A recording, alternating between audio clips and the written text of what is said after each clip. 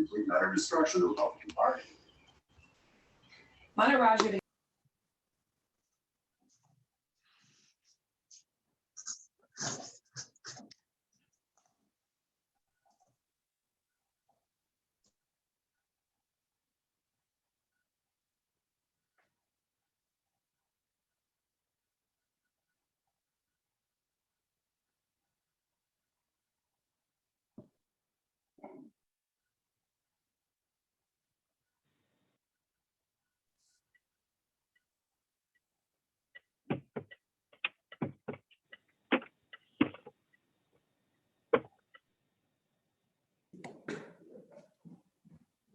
Did you say we are unmuted? Yeah, Okay. we're unmuted.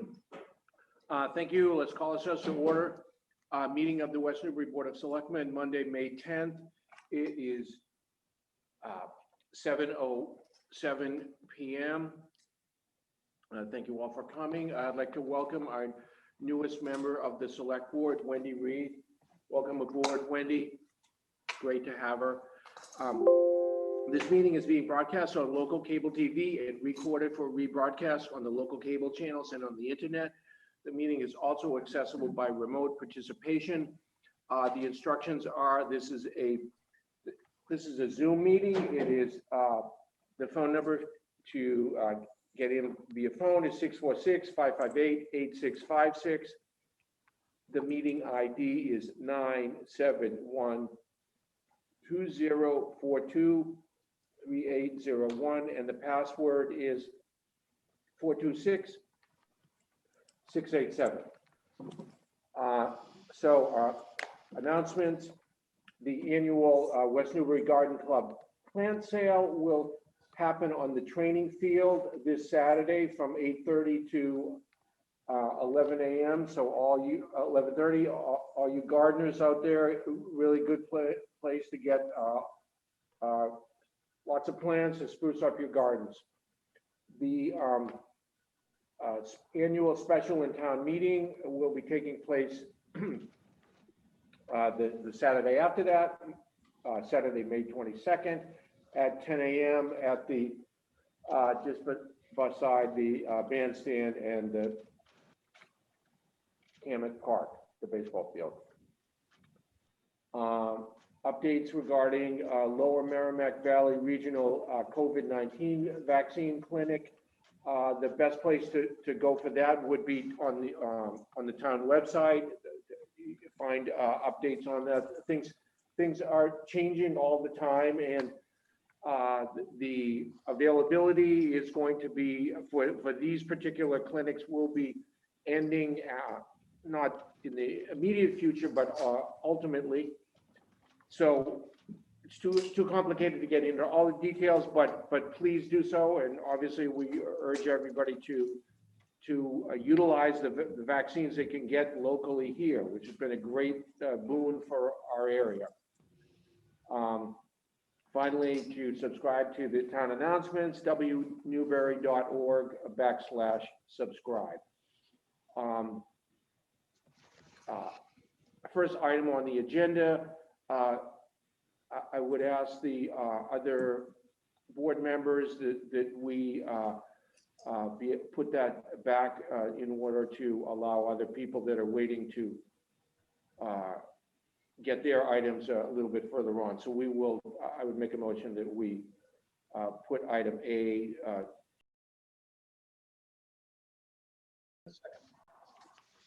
All in favor? Aye. Okay.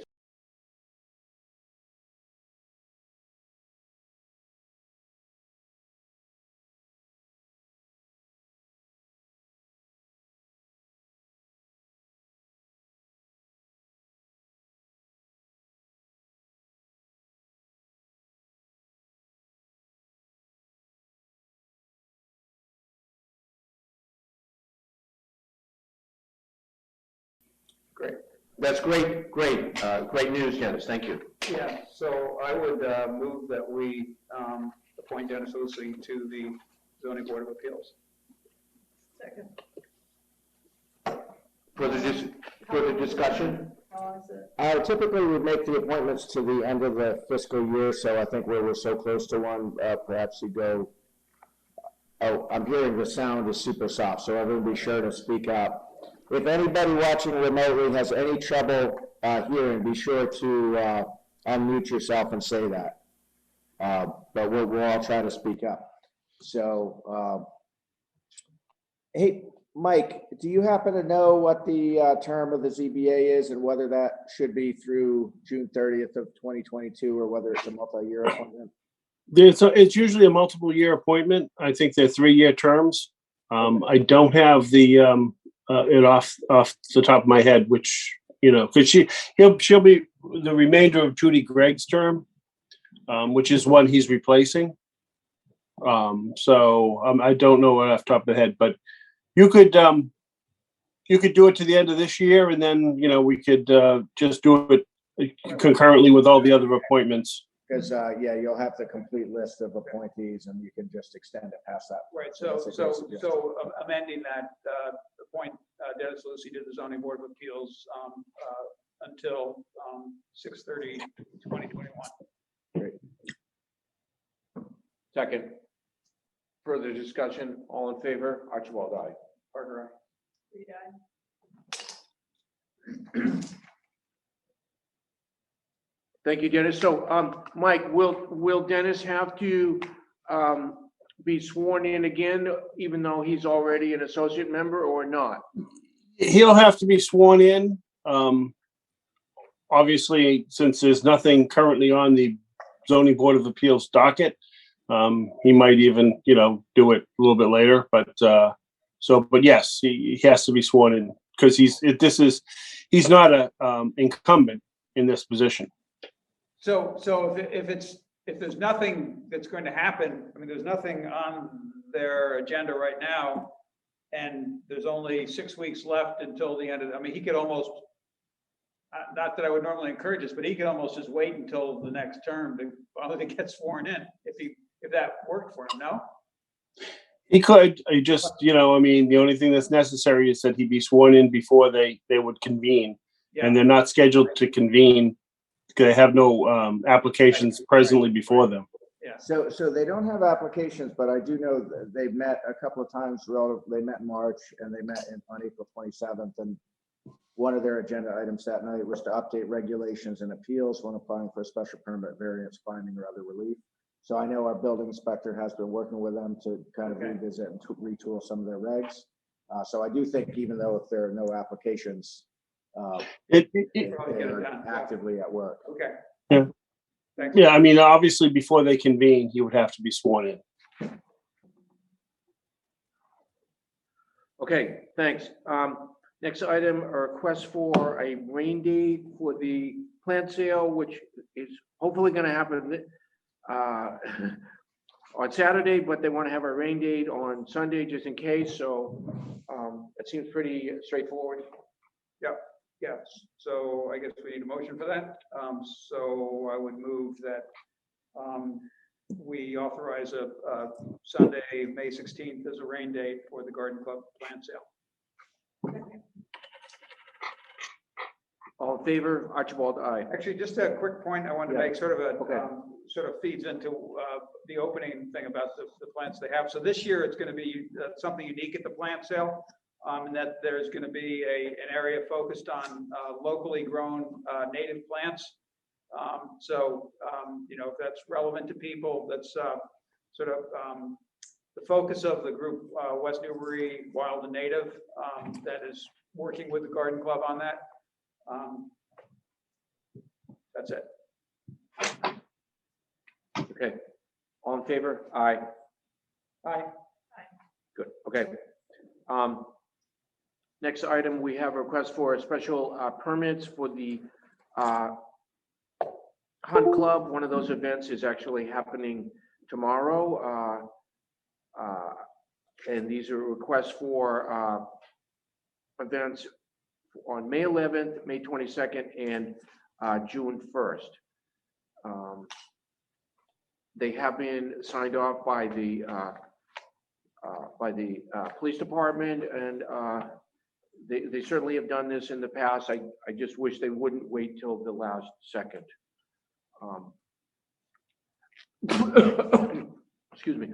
So, I move that we approve the 3 myopia hunt dates. So it's May 11th, which is tomorrow, May 22nd, and June 1st.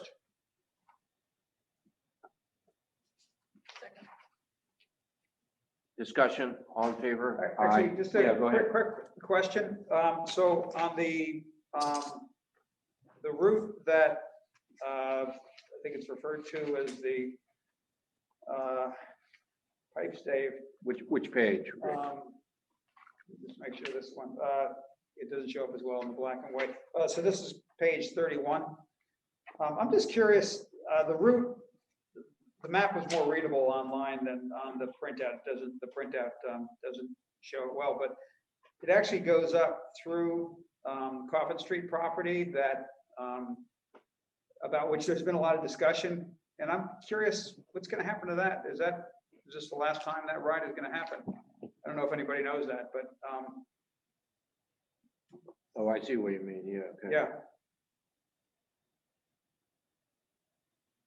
Yeah, I believe it goes up through that property. In fact, it may. It looks like it's going along the power lines. Right. It may actually loop through that property twice. So I don't know how that's going to impact it. Presumably. That's a good question. Do we know that they have approval from the new owners? I think it's fair to Annie would know. I mean, typically Annie, who handles all this, she doesn't send it to me until it's all. Yeah, okay. So I haven't asked her that specific question, but. Yeah. I can make a comment. Oh, is There that we Annie? Okay. go. They've always asked the Bouchers, and now they have asked Mike Ricci for permission. In the past they have, so I'm sure they did this time. Okay. Hi, Mike Ritchie's on. Can you hear me? Yes. They have not asked me permission, but they do have my permission. Oh, hi, Mike. Hi. They can certainly come through and they'll always be welcome to come through my property. Okay, great. Thanks, Mike. No problem. Thank you. I guess you asked for. So Good we had question. a motion and a second, and then we were in discussion. Great. All in favor? Aye. Aye. Thank you. Next event, special event permit is from UCAN Sports Half Marathon on June 13th. That, what day, I don't know what day of the week that is. That's Probably. I'll tell you in a sec. is that Saturday? Okay, Yes, no, it's Sunday. okay, Sunday. And it looks like we do have Rich Morel on the line. Okay. If you have questions for him. And in accordance with, this is in accordance with new guidelines from the governor. So road races are now an approved activity. I do have a question for Rich Morel. Are there going to be any porta potties placed in West Newbury? Hi, everyone. This is Rich Morel. I appreciate you taking the time to consider this. No, we don't plan to have any porta potties, and we don't plan to have any aid stations on the course this year due to the situation with COVID. So, Mike or Rich, I'm sorry. Is this what you would expect normally for a turn, or what you expect to see this year? Will it be equal to what you would see in a normal year? For participation? Honestly, the numbers are lower than they have been traditionally. I think everyone has been taking a wait and see approach with the restrictions and the announcement that road races could move forward was pretty recent. I think it was just April 27th. So the numbers are lower than they have been in the past. Yeah, okay. I think, with some events, there's sort of been a tradition of, some, and I don't know if this fits here, with some contribution to like a local nonprofit or something. Is that anything that has been discussed before, Rich? I don't. It has been. We've always been more than happy to make a contribution in the past. I think in 2020, before our event was canceled, we were planning to make a contribution to a new playground that was being worked on. I think the folks from the playground committee were actually at the same meeting I was at last year. And obviously the event got canceled, so that didn't come to fruition, but we'd be more than happy to consider that again this year. Yeah, if you could, that would be great. That would help that effort. Thank you. So all the other, let's make sure that all the other sign-offs, we've got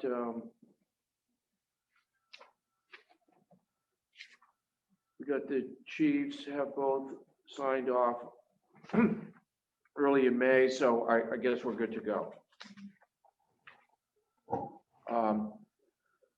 So I move that we approve the holding of the half marathon on June 13th by UCAN Sports. Further discussion? All in favor? Aye. Aye.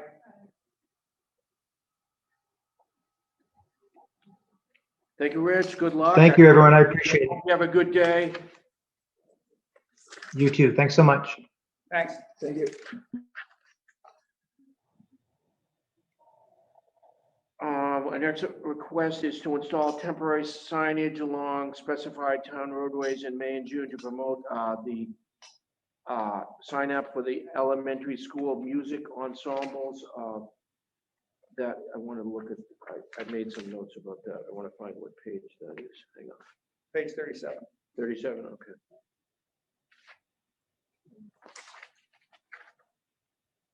This request came in from Kevin Barabee. I don't see Kevin on the line. And is there anyone else on related to this request? If there are questions.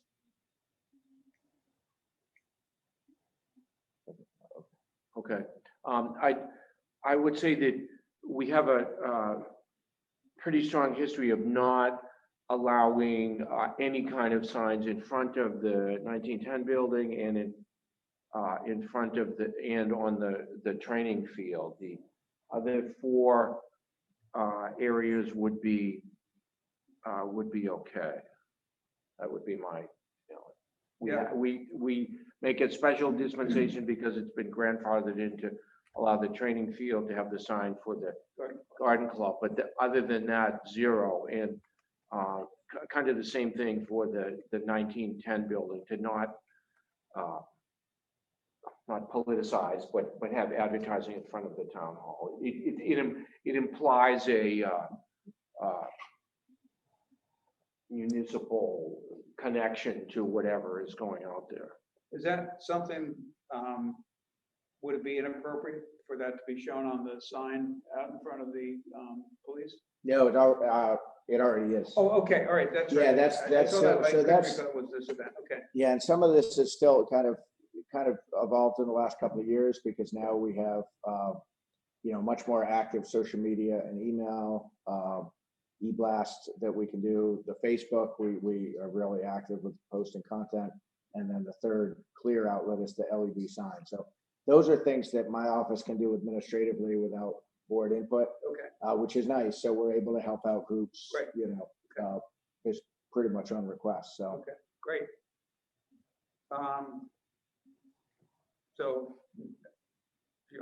So I'll make a motion that we approve posting of signs for the Pentucket Music Boosters for well, there's a period, I guess. They wanted until the end of June, but they were a little vague. I think we should define Right, define the time span. right. Yeah, so school will be out about June 20th, I think, if I remember right. At which point, at least the one in front of Page becomes a little less relevant. So, I would make a motion to approve posting of signs until say June 20th at the 5 locations, Pipe Stave, along Main Street at Pipe Stave and Page area. Main Street again at the intersection with Stewart, the intersection of Church and Bridge Streets, at the intersection of Crane Neck and Main Street, and the intersection of Church Street and Main Street. Does that seem like a reasonable time frame? Yeah. All in favor? Aye. Aye. Okay. Thank you.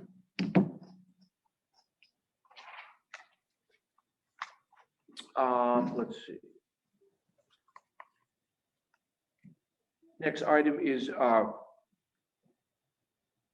the referral of the Cortlandt Lane street acceptance to town meeting pursuant to Mass General Law, Chapter 82, Section 21 to 24. So what is the select board's charge in this situation? So as you know, the proposed street acceptance is included on the posted town meeting warrant. But in order to follow the statutory steps, the select board would need to approve the motion that you have in front of you tonight. And that has to be placed on file with the town clerk at least 8 days prior to the town meeting. And I do have the complete packet on the computer, so if you want me to pull up anything to so people can see the layout, let me know, and I can do a share screen. Why don't you do it for whoever is listening? Yeah, good idea. So I'll read it. Never understand what this feels like, but imagine looking at the nation you love and Whereas the select board of the town of West Newbury, acting pursuant to General Law, Chapter 82, Sections 21 to 24, having deemed the common convenience and necessity require the acceptance of Cortlandt Lane as a town way, hereby lays out the Cortlandt Lane as a public way, all as shown on the plan referenced below. And whereas the boundaries of the layout of Cortlandt Lane are shown on a plan entitled Street Acceptance Plan for Cortlandt Lane dated October 4th, 2004, prepared by Apple Associates Incorporated, which plan was referred to the planning board and which plan is hereby adopted as part of this order, and all land lying within the layout of Cortlandt Lane is hereby laid out as a public way. The aforementioned plan is hereby forwarded to the town clerk for filing, and the foregoing layout is hereby reported to the town for acceptance. So as I think the board is well aware, this layout, this subdivision was originally approved in the 90s, I believe 97. It was brought forward for acceptance as a public way in 2006 and was voted affirmatively by town meeting. But it was learned relatively recently that the street acceptance plan that you see in front of you was never properly recorded with the registry, and that needs to happen within 120 days of the town meeting vote. So for that reason, we've been back to the beginning of the process procedurally, but we largely view this as a housekeeping item because this road was always built to the subdivision standards with the anticipation that it would become public. And it has been receiving town services in the de facto as a town accepted road. That's Right. Right, which we we need to accept it because we won't be able to do that going forward if we don't accept it, because legally we can't provide those services if it's not owned by the town. Yeah, I think on that, there might be some nuance on that on trash pickup. Mike could speak to that, but on snow, I believe that you are correct. And road repair and. Yes, correct. Trash, I think, is something different, as we'll learn later tonight. Okay, so, So I would move just as you read, okay, that the town accept that Cortland Way. when do you want to second?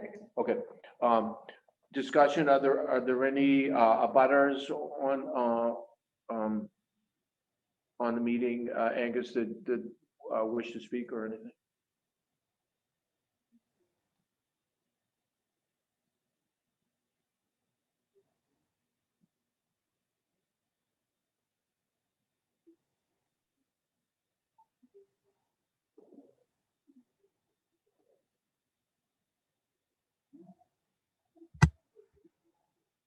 Everyone's muted. If there's any public comment on this, if you could please unmute yourself.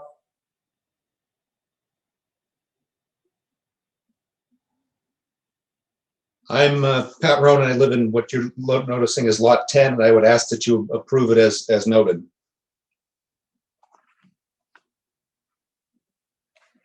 Thanks, Pat. Thank you, Pat. Anyone else? I have a question. If there are any current uses that impinge on the town's right of way, how will that be handled? Did everybody, I don't, just in case people didn't hear the question, Selectperson Reed just asked if there were any presumably private uses that impinge on what would become public layout, how would those be handled?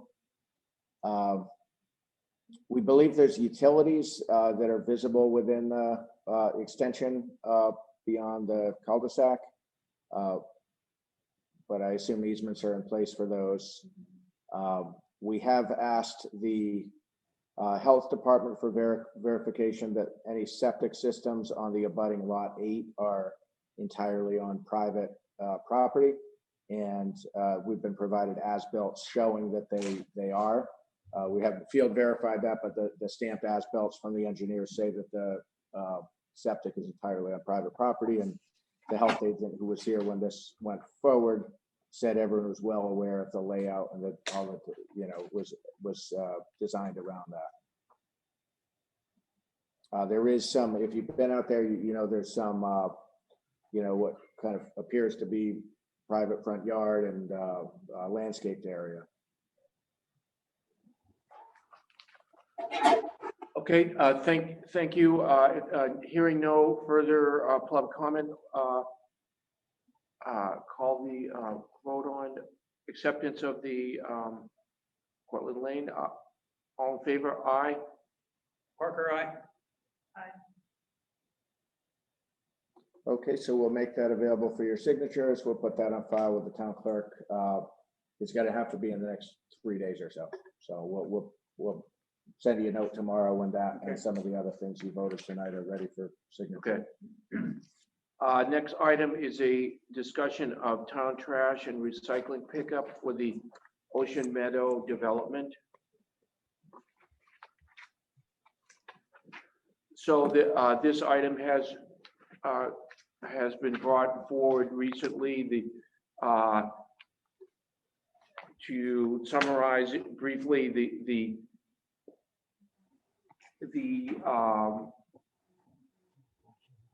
there does not appear, at least I could be corrected, but there did not appear to be anything on the planning board's documents of the setting up of the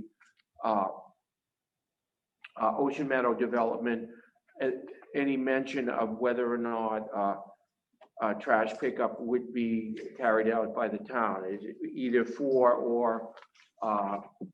or against that. So that is not mentioned. And so the issue was brought forward to the Board of Health, and they're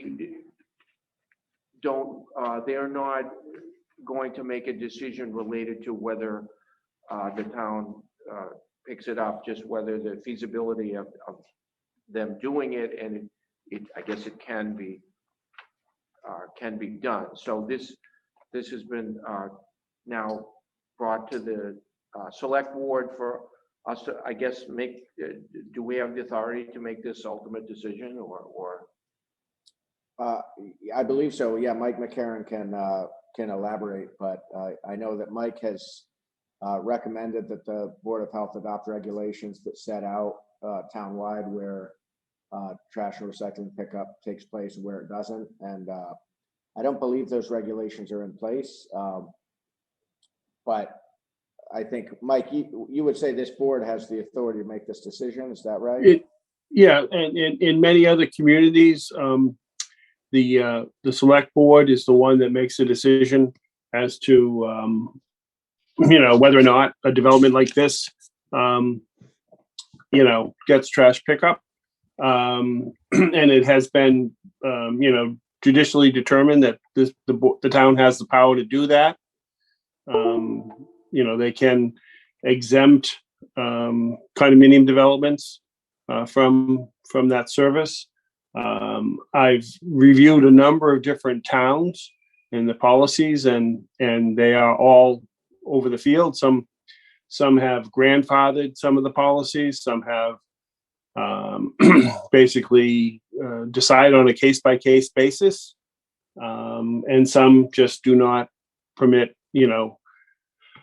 What they do is they define commercial and as being exempt, and commercial is defined as including buildings that have 4 or more dwelling units in it. So each town seems to have adopted their own determination, and the board that has made that determination ends up to be the select board.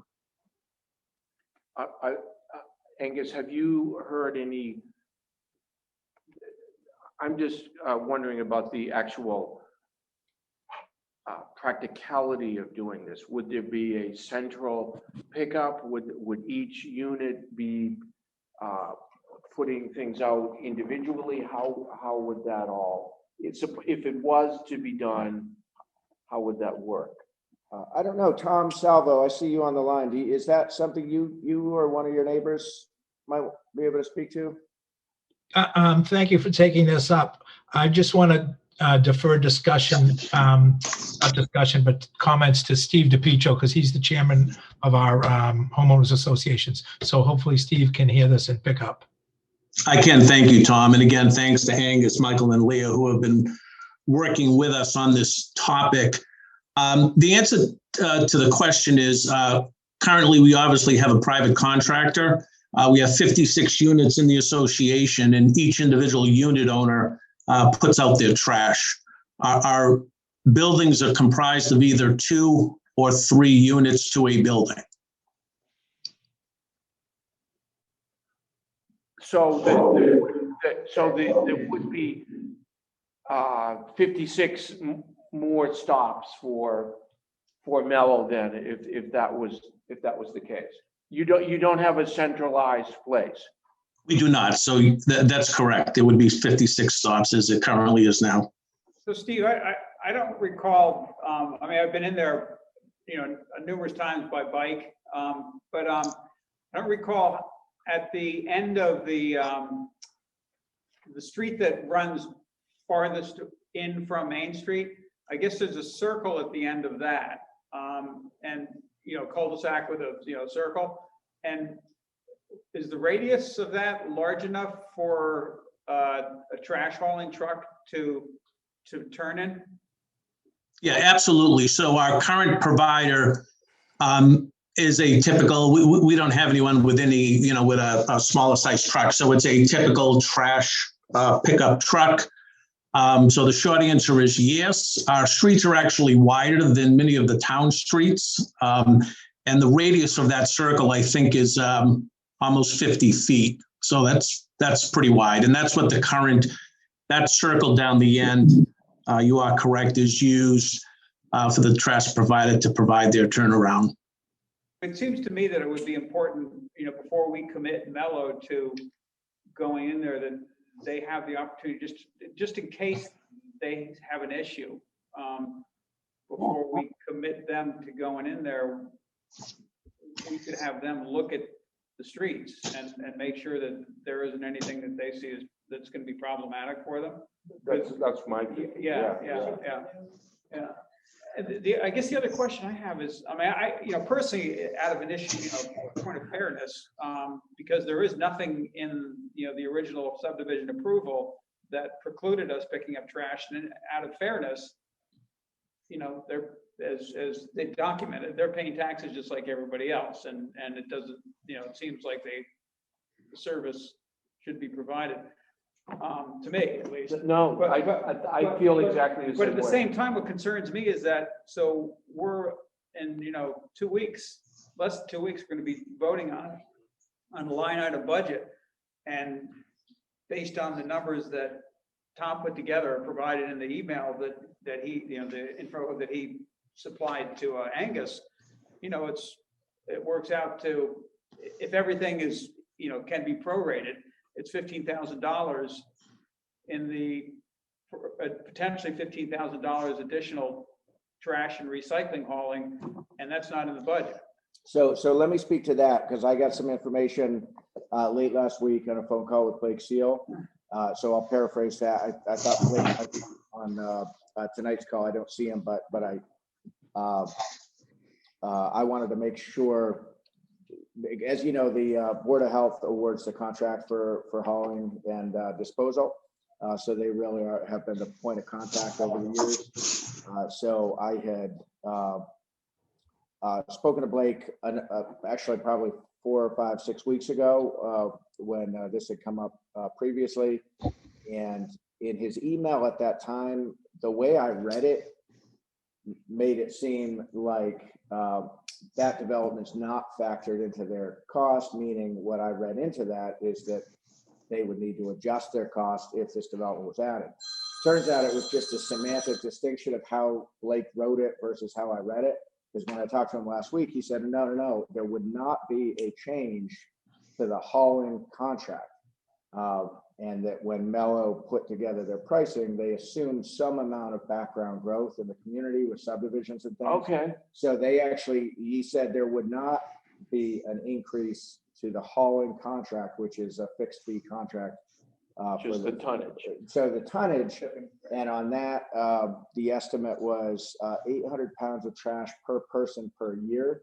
So just based on some very rough math, we penciled it out, Blake and I did, and Blake's estimate was it might add about $4,000 a year to trash disposal costs.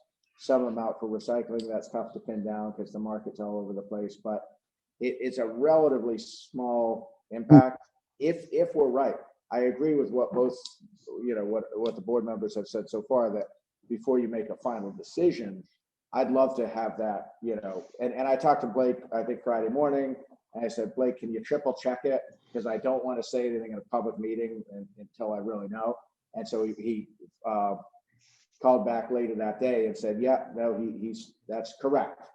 But it would be nice to have direct contact with Mello. I hadn't thought of the issue you raised of the street radius. I think before you make a final decision, it would be good to make sure that the vendor who's actually doing the work is, that there's no wrinkles, Right. especially for like when you would start, because you might decide to do it and we might find out it can't be done. What about right away? Also the issue of the potential, those are big trucks messing up their road and everything else. Oh yeah, I'm glad you mentioned that. He did say, Blake did say that Mello would need, certificate of insurance indemnifying Mello in order to provide that service. Yeah. So that's something I doubt would be any trouble for the. And that would come from the homeowners. Correct, yeah. Because they're no longer on a public street at that point. Correct. Yeah. Okay. Okay. So I have another question, and this is almost in the form of asking a favor. So there's been a fair amount of discussion in town, and some people are participating in pickups of compostable food waste. You might have seen there are a couple of companies that would serve West Newbury. One is Black Earth Compost, and the other one's Mona Environmental. Do you think the association, and I don't know, Steve or Tom, if you would have a feel for that, but do you think the association would consider arranging for pickup of food waste separate, because they compost it and then it goes back into service as something else, as soil. Do you think your association would consider participating in something like that? That would also, from the town standpoint, reduce the increase in our tipping fees, potentially by a significant factor. Yeah. So it's Steve DePietro again, just so I make sure I understand your question. So when you say participate, meaning residents here in the association would have to separate their trash? Yeah, exactly. Okay. Dumping off food waste in the trash, they would dump food waste in a container that would be supplied by the company that. No. So I can't give you a definitive answer, one, because I really don't have any input from, community members, and two, it would be something that, would have to discuss with the community and discuss at the board level. So I really don't have an answer. Yeah, it wouldn't be mandatory. It would be just voluntary.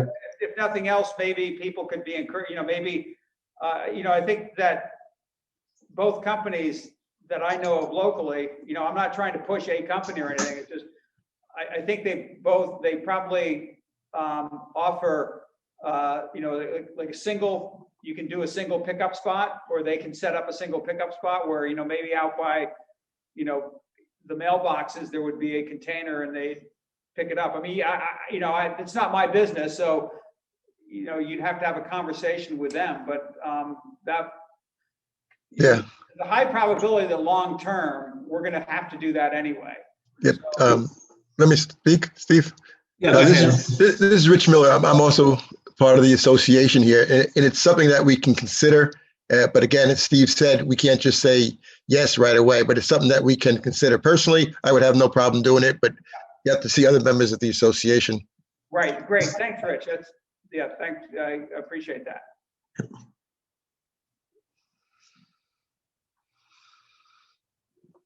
So what I'm hearing, I think, is that the board would be favorable to expand service to include this neighborhood upon confirmation from Mello that the trucks and the infrastructure all align, and that the orders of magnitude incremental cost is basically just the disposal, the tipping fee for the solid waste and the recycling, and that there's no incremental cost to hauling. And I'm 99% sure that's correct. Yep. And so you could either continue this or potentially make a motion contingent upon, verification of those items, unless there's other items. Well, just in terms of the fact that we're gonna start getting the containers and so forth, everything's gonna change in a few weeks. I would make it, why have to, then Mello's gonna have to contact these people separately and all that kind of stuff. So I would make a motion contingent on that we approve this, contingent on the fact that as you said, the financial ramifications are what were stated, and that someone from Mello goes out and makes sure that they can work in that neighborhood.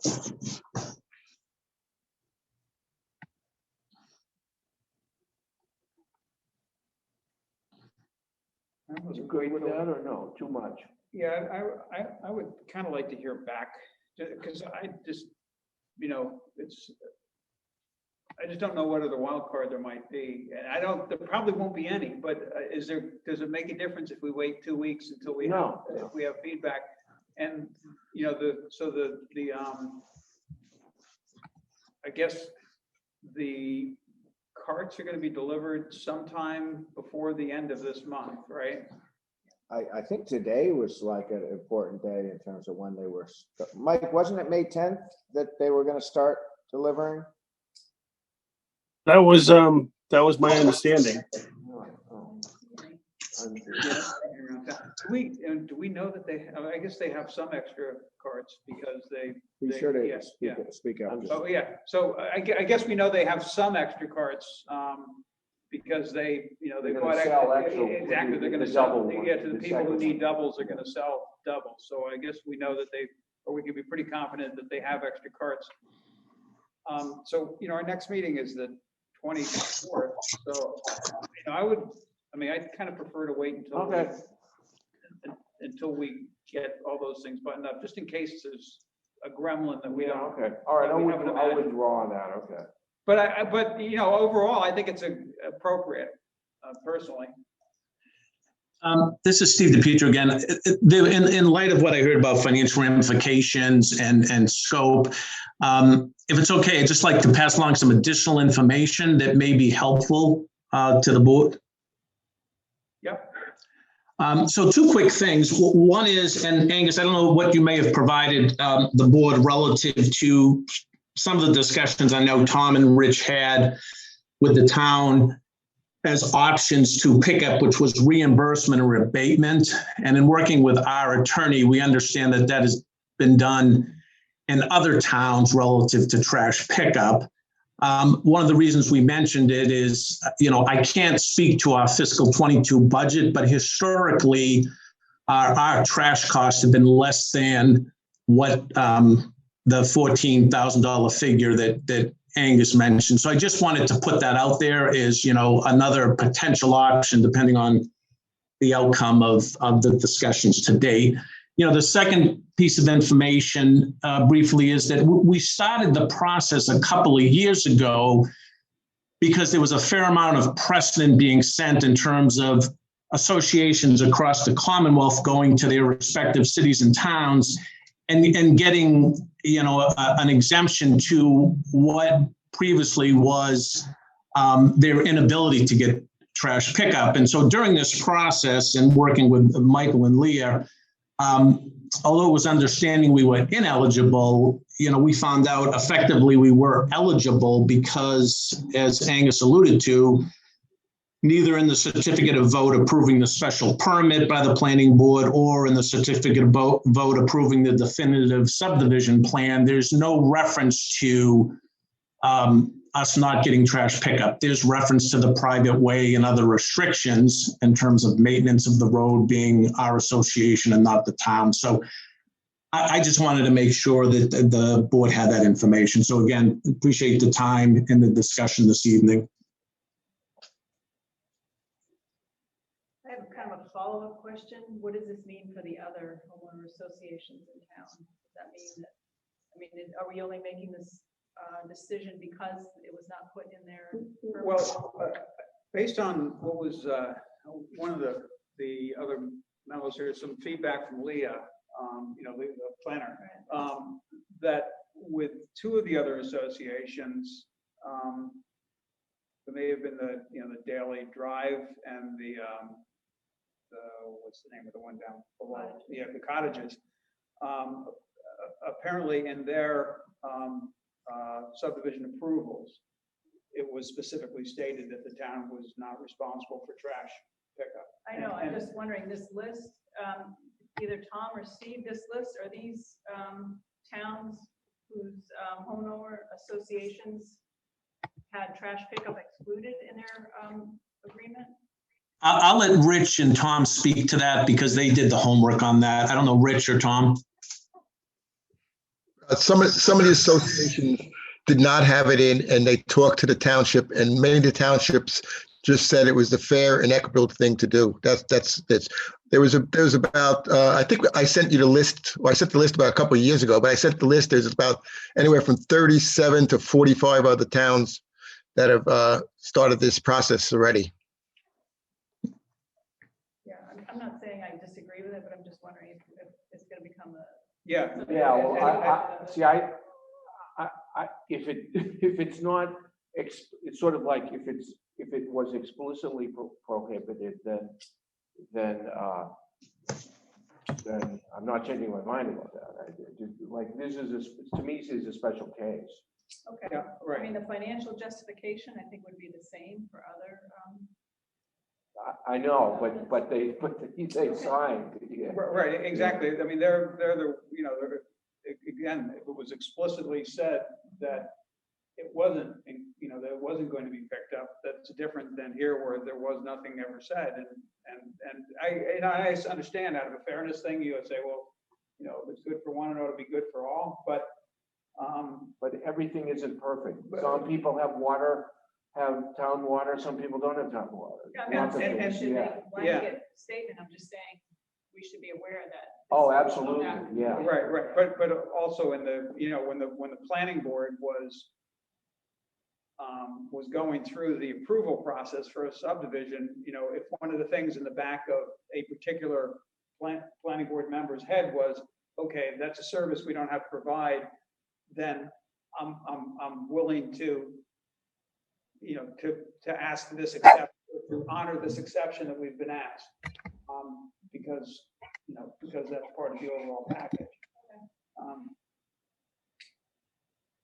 Or at least that's the way it seems to me. I'm sure it'll be back. Yeah, it will.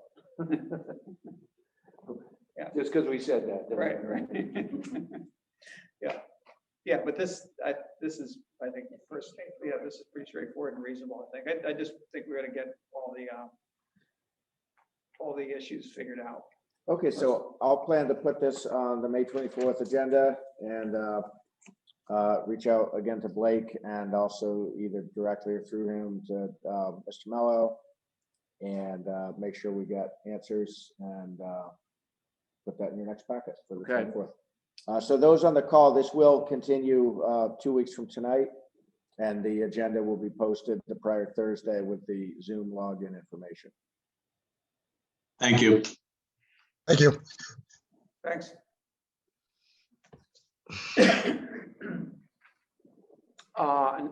Next item is a potential using of the annex for Council on Aging programs. Angus, you want to give us a little background on this? What's been going on? So our Council on Aging Director, Teresa Woodbury, has been working to reactivate some of the programs that had been suspended because of COVID. And I see a Teresa on the line. Is that you, Teresa, or is that someone else? It's me. Oh, terrific. Perfect. So Teresa came to me really initially with a request if they schedule, let's say, yoga outdoors, which is totally fine. And she's talked about limiting it to 10. There would be, I believe, masking and distancing is both going to be required. So her question was if can we use the annex as a rain date? So we started talking about, it was really over a year ago that a lot of these restrictions were voted. And so I wanted to bring it to you as it, I think as long as the turnover between events is far enough apart, so for instance, say once a day or no more than that, that we can get janitorial in there between, that goes a long way to resolve concerns I would have. And I think, I know Paul Savigny has given some guidance to Teresa as well as to Corinne up at the library about masking and distancing. So I think in terms of, janitorial, we just need to remember we don't have a janitor on staff on the weekends. So, if there was something held on a Saturday, there's really no expectation that it's going to be clean till Monday unless we start contracting for outside janitorial, which we have not ever done. So I just wanted to put it on the table for discussion. You have a nice precedent later in the packet tonight with the library. I think they did a really nice job writing up their transition toward more openness. And I think that's a good model. I've met with Paul and shared that with Teresa. I think I shared that with you, Teresa. But that's a nice template that we could use. We honestly haven't had the time to really give it much thought, but that's that's, I think, the direction that we're gonna go in this building. But in the interim, wanted to see how you felt about, moving toward allowing at least Council on Aging events in the annex. But we also need to think, ahead of that, what's the next step after that for outside groups and so forth. So, Teresa, did you want to supplement anything that I've said? No, I think you mentioned that we're limiting all of our activities outside to 10 participants, just so that we can keep social distancing. So if it was to be moved inside, the max that we would have would be 10 plus the instructor. And in addition to yoga, that's the one I keep returning to. What other types of programs are you looking to get going? Looking for yoga, Zumba, Tai Chi, and then eventually, as things go further along, art class, quilting class back in. We're not looking for anything like our spring fling or any lunches at this point, strictly things that we can keep at social distancing.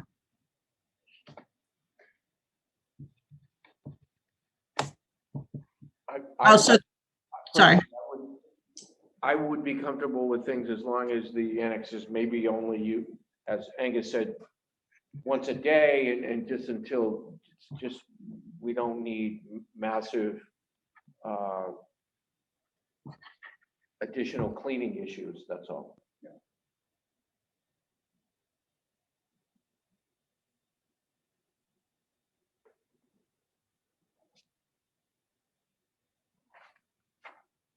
Angus, what is the not the pushback, but what is the demand from other organizations and so forth been to use the annex? I'm not sure if we've still got Annie on the line. If we do, Annie, I would definitely invite you to jump in, because Annie's more on the front lines of, she gets those calls. Yeah. I don't really hear much. I did talk to one of our local committee members who's pretty involved with Cub Scouts, because I know he's interested in this. And I did say, we're going to be looking at, a step toward opening the facility. I said, what we're looking at initially is senior center programming, but I said, I'm going to bring it to the board for discussion. They may want to go further than that. I mean, it's really however you want to take it, but I do know there's at the minimum Cub Scouts and I think any number of other groups that are definitely waiting for space available. Annie, is that you? Yeah, Hi, Annie. it is me. We have a celebration of life. People are interested in having that. First Holy Communions, a couple of other events, and I've just put them in as reserved dates, but the building is still closed at this point.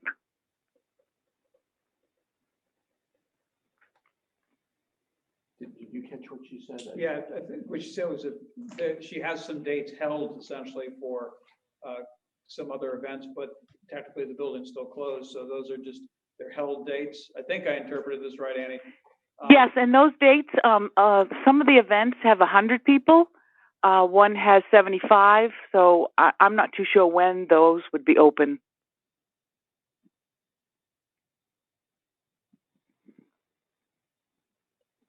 So the capacity of that building, I believe, is like 180 or 200, something like that. And if like events are at 50%, so 100 would be two. If it's 180, that 50% of that is 90. So they couldn't do that anyway. Yeah, right. Yeah, I don't, is that what it is right now? Is it 50% capacity? Or? It's for like the Red Sox or something, it's a quarter, but Yeah. it's 50% for like other things. But I would rather go small. Right, yeah, I think we're gonna be. Yeah, I mean, I think before we go, too much further than what Teresa's asked for, I would definitely want Paul more involved. Yeah. We just haven't had, I mean, he and I've met a couple of times, actually a number of times, every couple of weeks, we meet, we talk about it, but we haven't really had time for the last couple of months to really like bring all the staff together sound out any concerns people may have. I know we're just talking about the annex, so that's a different thing than this building. But I did talk to Paul last week about, we're going to set up a meeting, or I'll set up a meeting for next Tuesday, kind of a staff meeting, just to see how people feel about how things are going, and looking ahead to where we start, lifting some of the restrictions. What's the right way to sequence that, and what types of measures would people want to have in place in terms of potentially someone stationed at the door to let people in, that kind of thing. But that's all for this building. I think the annex, if you just deal with the Council on Aging events, maximum 10 people with the instructor, that seems to be very manageable at this point, and see how it goes. Could the same, not rules, but same standards be applied for other groups? Maximum of 10, distancing and masks, or? It could. I mean, the only thing that I see is just with the janitorial. So as long as there's See, I just think whatever it is, one a day at the moment. right, and that would be one per weekday, and maybe one per weekend. But the point is, between Friday afternoon and Monday morning, there's no. Yeah, and we don't need to be having like birthday parties on Sunday at the moment. That's not the Council on Aging is a municipal function, so they should outrank someone's birthday party. So, what do you think? One thing per day with those restrictions, and one per weekend? I don't know. Do we want to set a maximum head count? Yeah, but Well, 10, that's 10 plus an instructor, so is that the limit case then for everything? Do we think? I think for right now, I mean, we're kind of, this is kind of a bridge to what's next. Okay. And we just need the time to think through what's next. Okay. And we don't want to hold up Teresa trying to figure out the bigger picture. Yeah, okay. So we need a motion for this? Yeah, I mean, I would love to have the time to like write up, so you know exactly what you're saying, and we just haven't had the time to do that. Well, we've talked about it. So But I think if I think it's clear what you're saying, so we could write that up and post it based on the direction that you give. Okay, so, well, I'll make a motion that we would open up the annex to a group size, I guess it's a maximum of 11, which in the case of the Council on Aging would include 10 participants and 1 instructor, and no more than 1 event per day and 1 event over the weekend. yeah, with the Council on Aging having first pick. And also, you didn't say this, but the masks and distancing is still required, as you know. Right, correct, okay.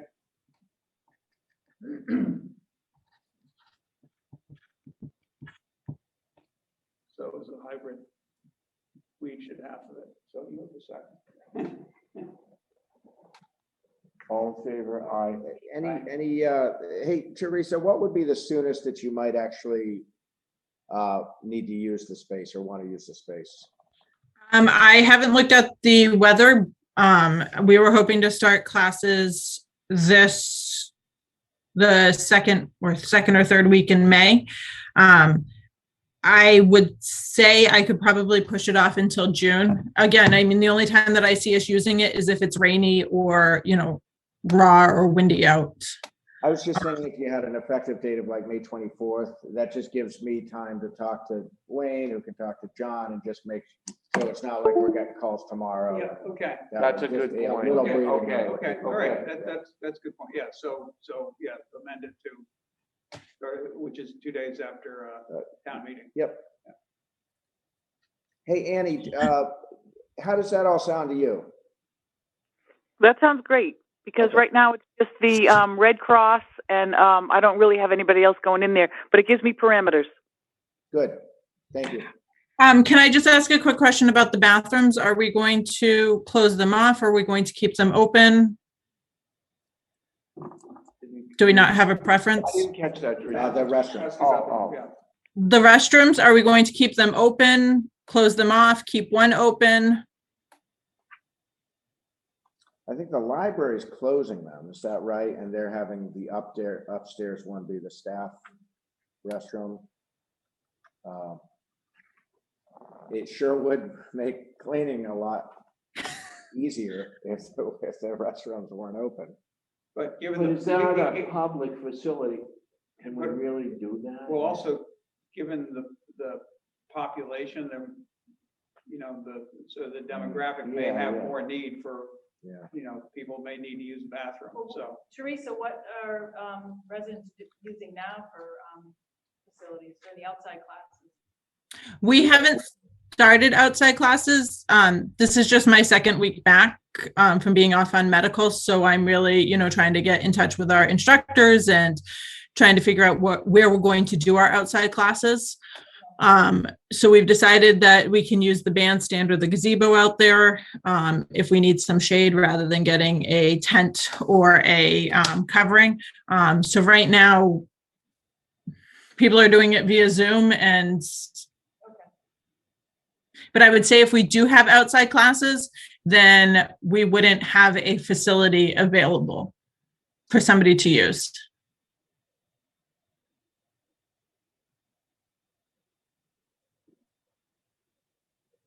It seems like, yeah, I don't know, I just feel you have to. Yeah, I would, but Teresa, you would suggest one of the options is one bathroom. Maybe we should try to limit it, just to limit the cleaning, because it's only 10 people or 11 people, That's a including the good instructor. suggestion. Yeah. That should be one bathroom, ought to be plenty. Yep.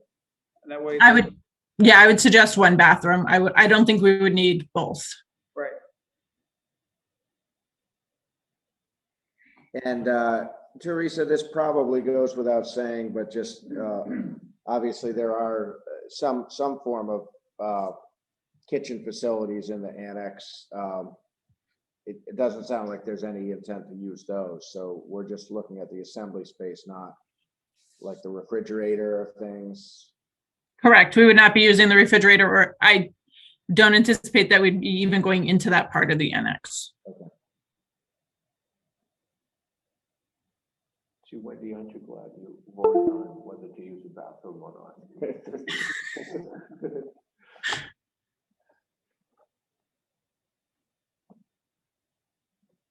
Okay, so I've got a motion with an effective date of May 24th to open the annex for use with a maximum of 11 participants at a time, no more than one event per day, nor one event per weekend.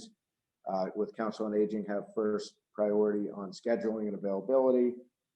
Masks and social distancing requirements would apply and would keep one of the two bathrooms locked and would not include use of the fridge or kind of quasi kitchen area. So that was the motion on the floor. Okay. Further discussion? All in favor? Did we have it? Did you second? I did. Okay, great. Aye. Okay, thank you. Thank you. Thanks, Teresa.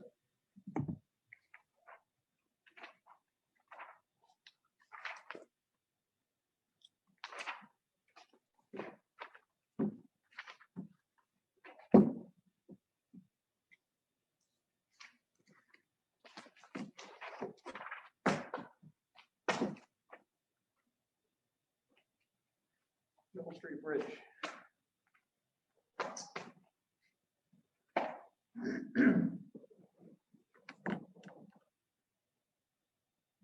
Okay, next item on the agenda is the Middle Street Bridge. We don't have much new information since the last update, which was the report that the estimated costs have gone up significantly. We are in correspondence with the city of Newburyport on how that affects their position on the bridge. As you know, we have an agreement in place that runs through September that was approved by a unanimous vote of the city council last June or July. But obviously with the change price tag, that's going to affect how everybody looks at the project. So I think, you know, I wanted to give the board a chance. Obviously, we've got a town meeting article on the warrant for the 22nd to authorize $600,000 toward this project. In addition, we have an active MassWorks grant from the Commonwealth, which is continuing to fund the engineering and permitting process. And so our current posture is to continue to go forward with design and permitting, and to try to get a fully permitted project that's shovel ready, partly because that would put us in a position to put the project out to bid. With the costs being what they are, there wouldn't be, in my opinion, any sense to do that if you didn't have the appropriation to award the contract. But it could make the project, if it's fully permitted and shovel ready, it could make it more attractive potentially for other grant funds, such as if there was a federal stimulus that came along. I do think having a shovel ready project is worthwhile. But beyond that, I know the board members had some thoughts about how else you might want to think about this project, or what you might want to do. Well, such as, I guess, we were thinking we might relook at the possibility of repair of the existing bridge. And that is probably a long shot, but we will ask the engineering company that has been developing the current design to take machine and depending upon what we get from them for response, it may make sense to talk with another engineering firm that would not be biased in any way. So we're just kind of this is a new topic. We're kind of playing with ideas at this point. So I don't know, Wendy or Archie, do you want to elaborate on that at all? That's where we're at. Yeah. I would just say that I think we should go ahead with getting the project permitted, in light of there could be some additional financial assistance from the federal government. This would certainly be a good infrastructure project if such things come to pass.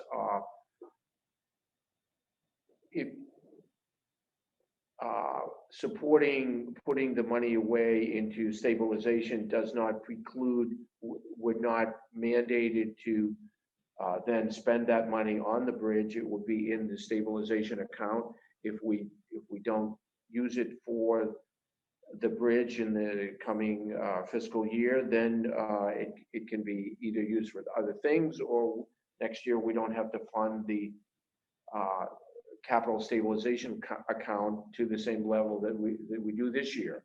But at the moment, I think we should go forward with the project. It's certainly very disappointing that the costs have escalated to the degree they have. Something that we knew was going to be an expensive project. We did not think it was going to be this expensive. And it's also disappointing that it sounds like Newburyport City Council may not support it. So that's why at this point, we need to keep our options open. It seems like that bridge is an important link for our community to Newburyport. Yeah, we need to try to keep our options open at little or no cost.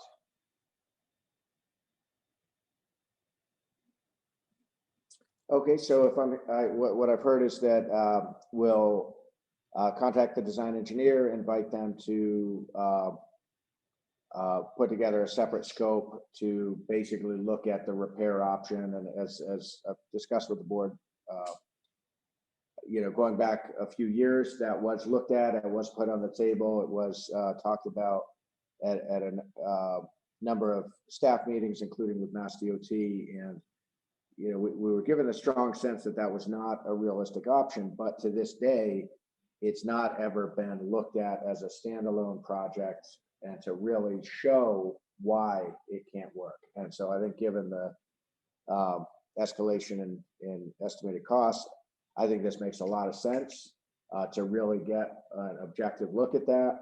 My first approach would be to talk to the current design engineer. They're obviously most familiar with it, get a scope and budget estimate. If that looks good, we could go forward. If that looks like we want to get a second opinion, we could shop that scope around and at some point bring back to this, depending on the price to look at that, it may be something that could be absorbed in the operating budget. If not, I would bring it back to the board, and actually I think I'll bring it back to you guys either way. But we could either go forward based on existing funding or potentially would need to find some funding to look at that as a kind of, because it will be going back a few years to kind of early in the process. So I'm going to ask this out of ignorance. Do we know if have the engineers actually done borings to get down to bedrock, or is this all theoretical, or has anyone actually stuck something in the ground and tested? Actually, that's a good question, because they did geotechnical work. Actually, I happened to go through there twice on my bike while they were out there. Really? Doing geotechnical. Oh. Yeah, this goes back 2 years now, but I just happened to ride through there, done 2 different days when they were out there doing their borings, and I stopped and talked with them. Okay. So somebody has that data, the geotechnical test data. So it's real data. It's not pie in the sky data. No, it's real data. Yeah, and it had to be in order to move forward with the design. Well, I wasn't sure. Yeah. Okay. Yeah, because they had to establish, in order to move along with the design that is currently in process, they needed all that data.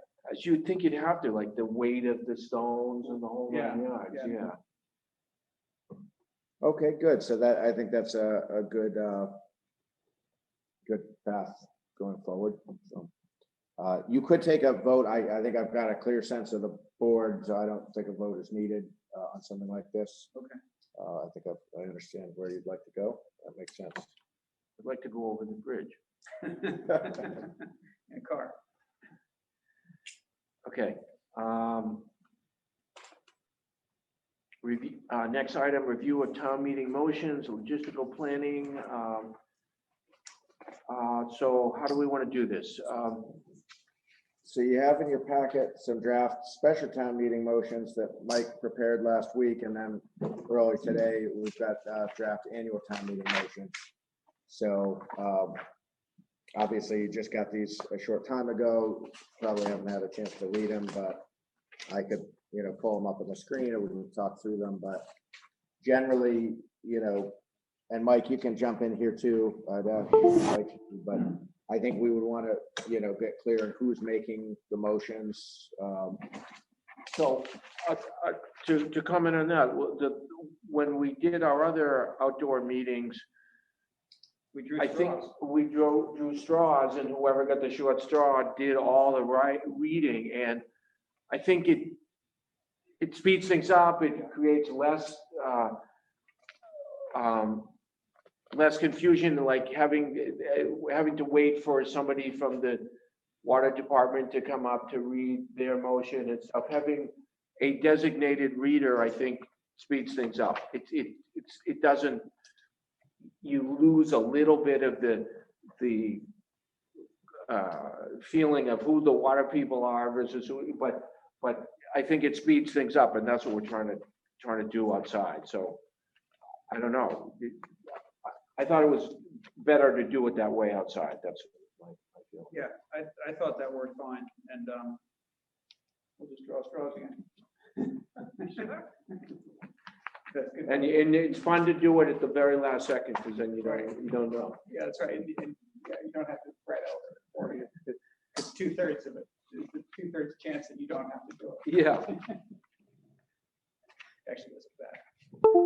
Mike, as you were putting together these draft motions, were there any questions that you had that you wanted to asked the board Oh, about? okay, Or were they so- pretty straightforward? On the special, Article 13 is, it's comma rather than a period under 9,000. Okay. I still got my eyes. There were actually a couple other minor typos. I didn't mark them up, but I figured we. But could that's read an over them. important one. Yeah.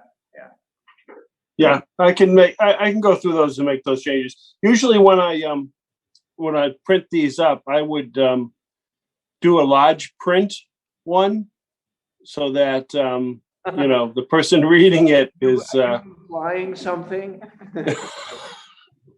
no, it's something I found to do. I know Rick did it last year. You had the large print one, and that kind of made it a little easier when you're reading them on the fly. So, okay. I'll go through that for any typos or the like.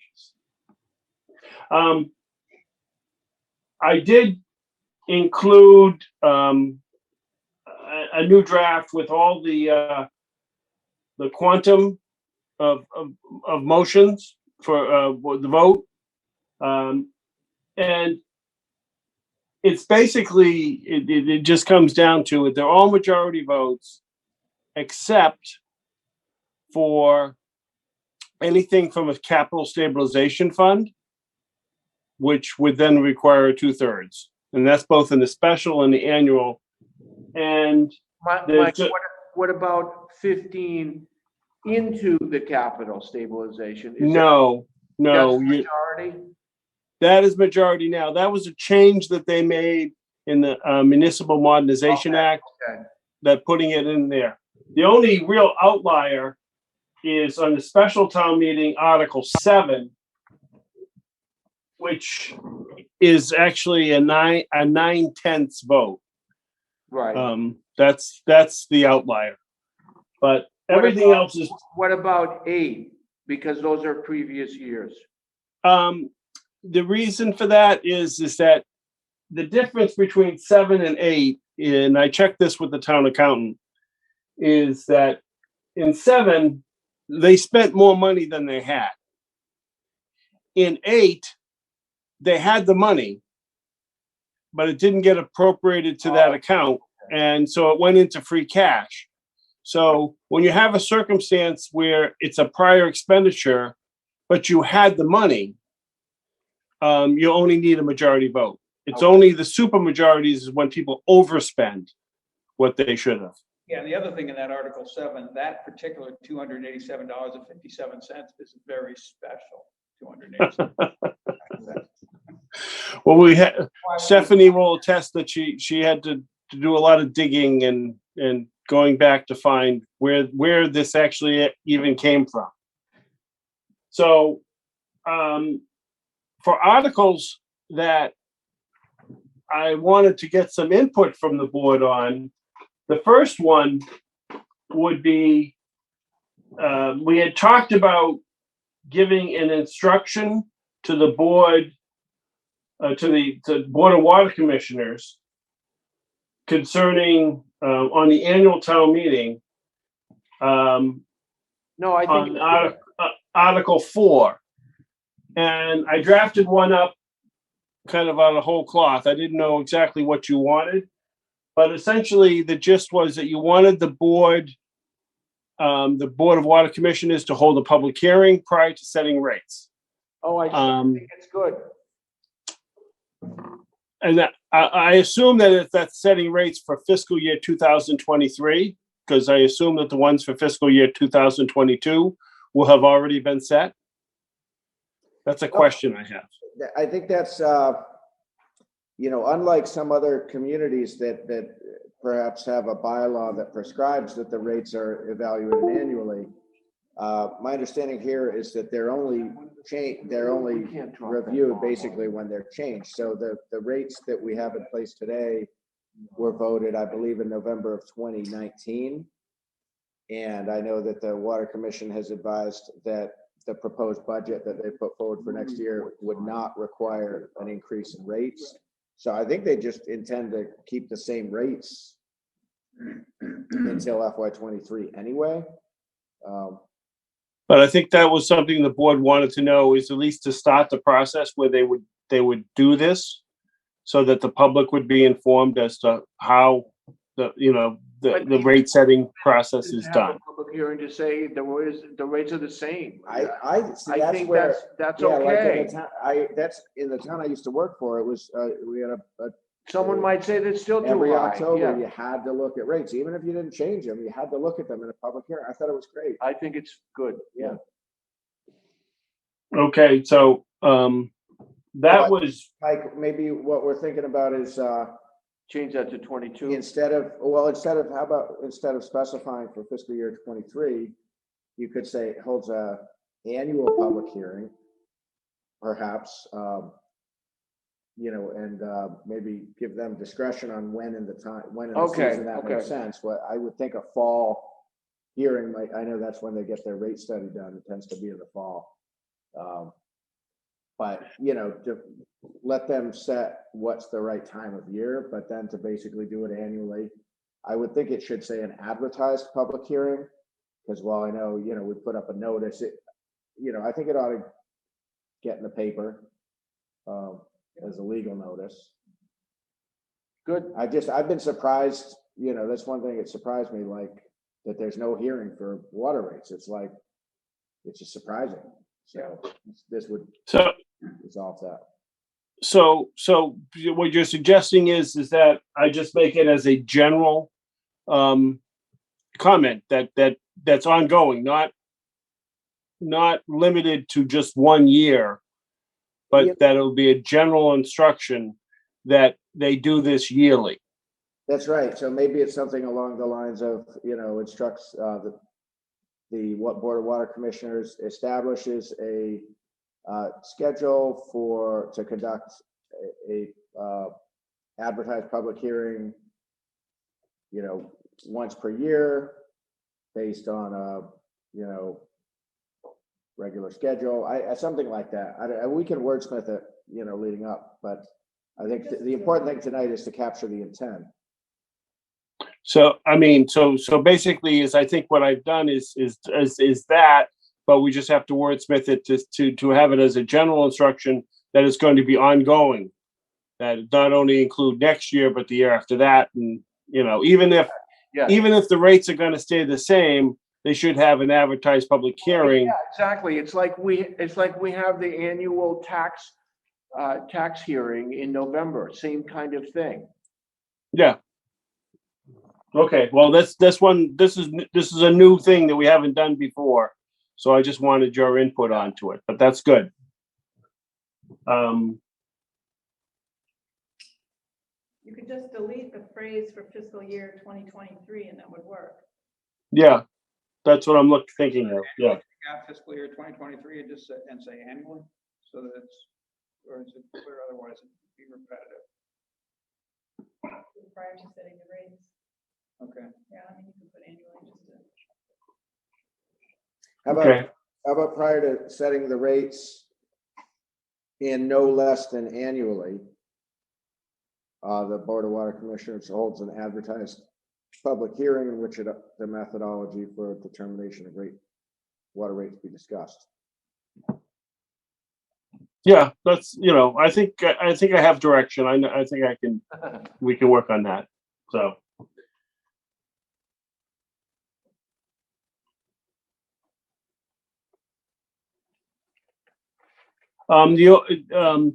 There was some discussion in the prior selectmen's meeting about the quantum of vote for the approval of Cortlandt Lane. And my research indicated that, because I was concerned, I wanted to give the board the power of eminent domain if they chose to exercise it. But in doing so, would that require a 2/3 vote? I did the research on that, and that so long as there is no appropriation, only a majority vote is necessary to grant the board the power of eminent domain. So in that motion for the acceptance of Cortlandt Lane, it gives the whole gamut of powers to the board by gift, deed, or eminent domain even. So I just wanted to point that out, that I did take a look at that, and so it's going to be just a majority vote that's going to be necessary to approve that article.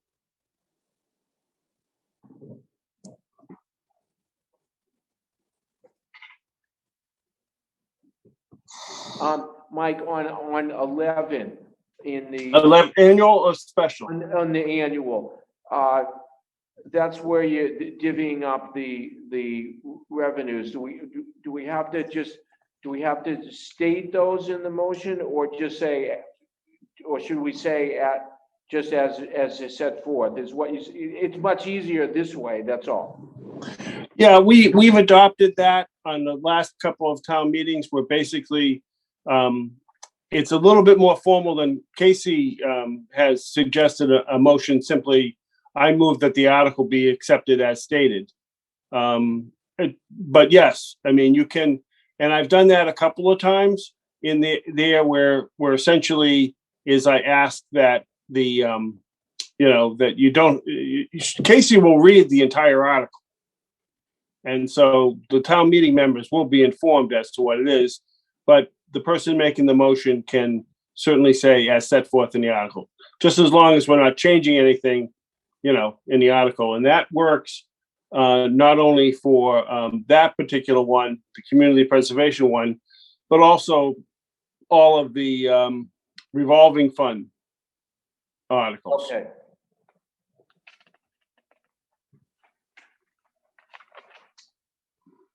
And with the dog waste bylaw, I simply reference the FinCom booklet where it's all written out. That's good.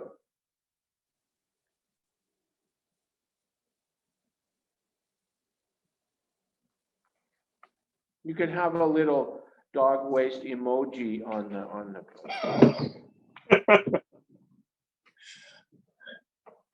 We put that in the motion?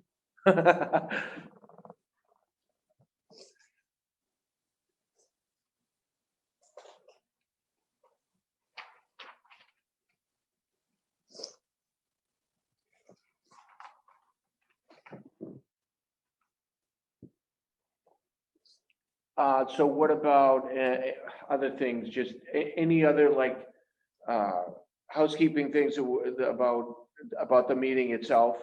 Wendy, you'd had a suggestion that I think is good. Yeah, somebody suggested to me that given the relatively high number of unfilled positions we have on committees and boards right now, it might be good to have a table next to where people sign in, just with a flyer on each position, what it does, maybe a feel from the board there to talk about it. I don't know, that puts the onus on Angus's department to pull that together. We have a good list of appointments, and it's not that many compared to others, and not that I totally favor what you said, but it's not that many. We're really well served with all the volunteers we have. But yes, there are a handful of openings, and some like FinCom where we absolutely need to get a full FinCom. So yeah, it's great. We can put together a list of all the current committee openings, and actually with the end of the fiscal year coming and your own election is going to create like 5 or 6 vacancies there. So no, can we somehow announce it so that people are aware of it? In other words, people get their little sticker and they go sit down, and they might not pay any attention. How can we make them pay The table's right next to where you sign in to get your ballot. It would be really effective if a member from the board was actually there to talk to people, but that may be difficult to pull off. But at a minimum. You mean from each? Yeah, board? like somebody from the Concom there to talk to people that might be interested. Yeah, I wonder, somebody from the Concom, the FinCom, what other boards are lacking? There's a list on the webpage. It's a little bit out of date, but it's sometime this year, so it's probably not too out of date. FinCom, I guess you could put it out to the boards that prior to the town meeting, they could maybe set up a couple of tables where there could be a board member there to discuss it with people coming in. And they could be put on the opposite side of the board of registrars so that, I mean, if you can get some boards to, want to try to do that. So I'm looking at the page from the volunteer link on the town website. And this is as of November 2020, so fairly recent. And I don't know what's changed. So Finance Committee, Council on Aging had 2 open positions as of that time. Energy Advisory Committee had 1. Cable Advisory Committee had 1. Cultural Council, which they can have a number of people. So there's open positions, but I wouldn't say that they have a lot. They have a lot of. Yeah, it's just by statute, that could be like 19 or 15 people. And then I think it's 30. Historic District Commission. So that was it. Oh, so these But there are going to be more vacancies with Wendy's. Right. Oh, yeah. And with the end of the fiscal year coming up, not everyone may be reappointed. So I think it's a, Right.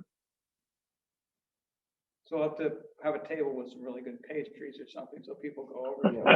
serve food. Serve food. Okay. So, maybe we could do like a 1-pager with hyperlinks and contact names. And that way, if there's in-person conversation, great, but we give people something they can bring home and, learn more, contact a rep to learn more.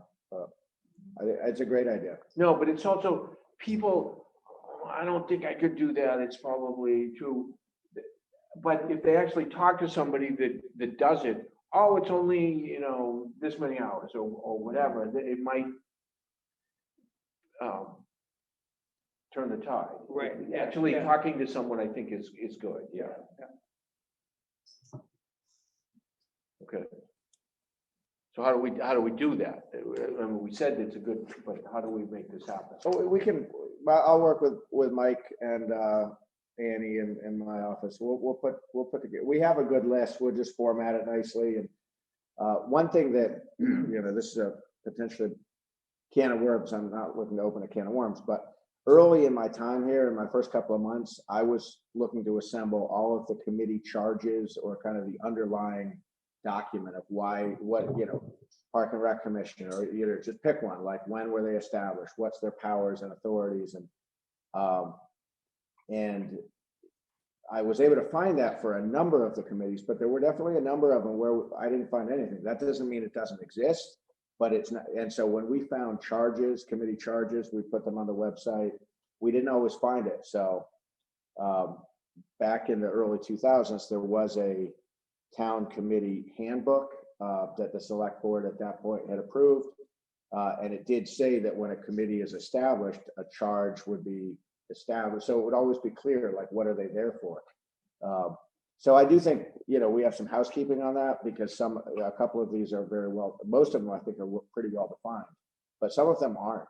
And, even something like the Cable Advisory Committee, with the discussions in the recent weeks, they've effectively served as the board's proxy in terms of approving expenses over the years, and that's all seemed to work well, but it doesn't actually say that anywhere. So it might be nice from a housekeeping standpoint to have a charge that sets out that that's part of their role, just for example. So otherwise, I would say we could have like, a little thumbnail with the charge of each committee, but I can't offer that because we don't have that. Yep.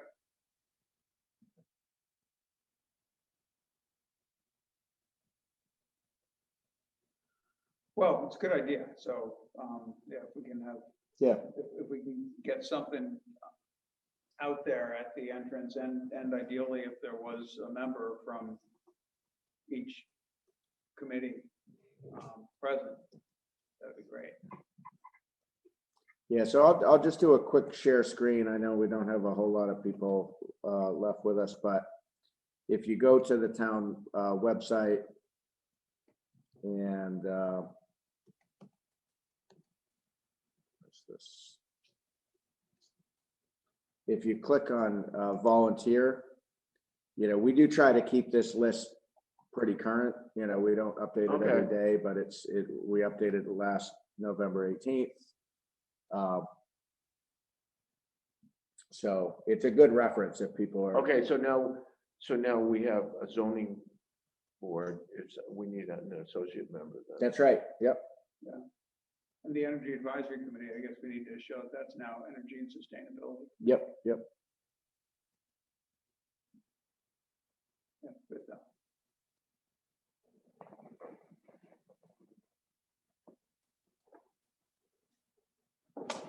Okay.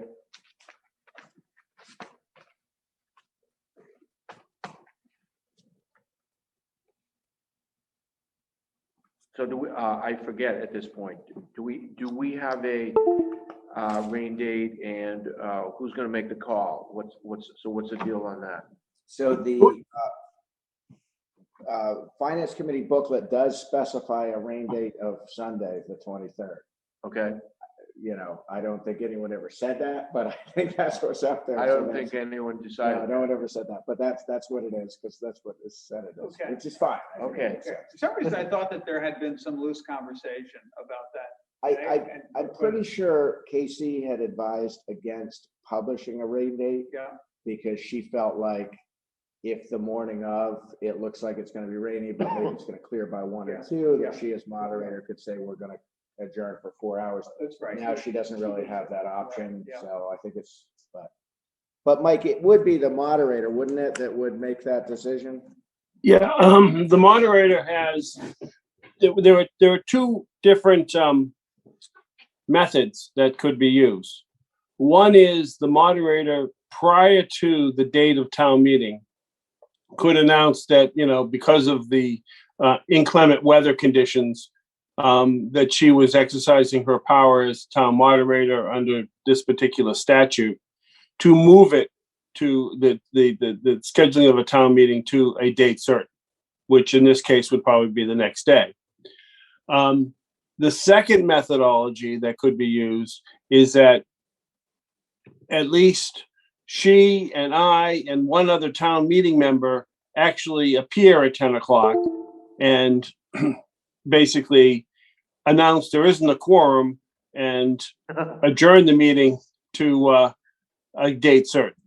So you can literally, you know, make the judgment call, you know, as of that day. So like if it's pelting rain, you know, that wasn't expected on the day of the town meeting, we could literally do it that way. So there are two options. If it's predicted that it's going to be inclement weather, she can do it right before, and she can do it up, you know, based upon just having a minimum number of people there.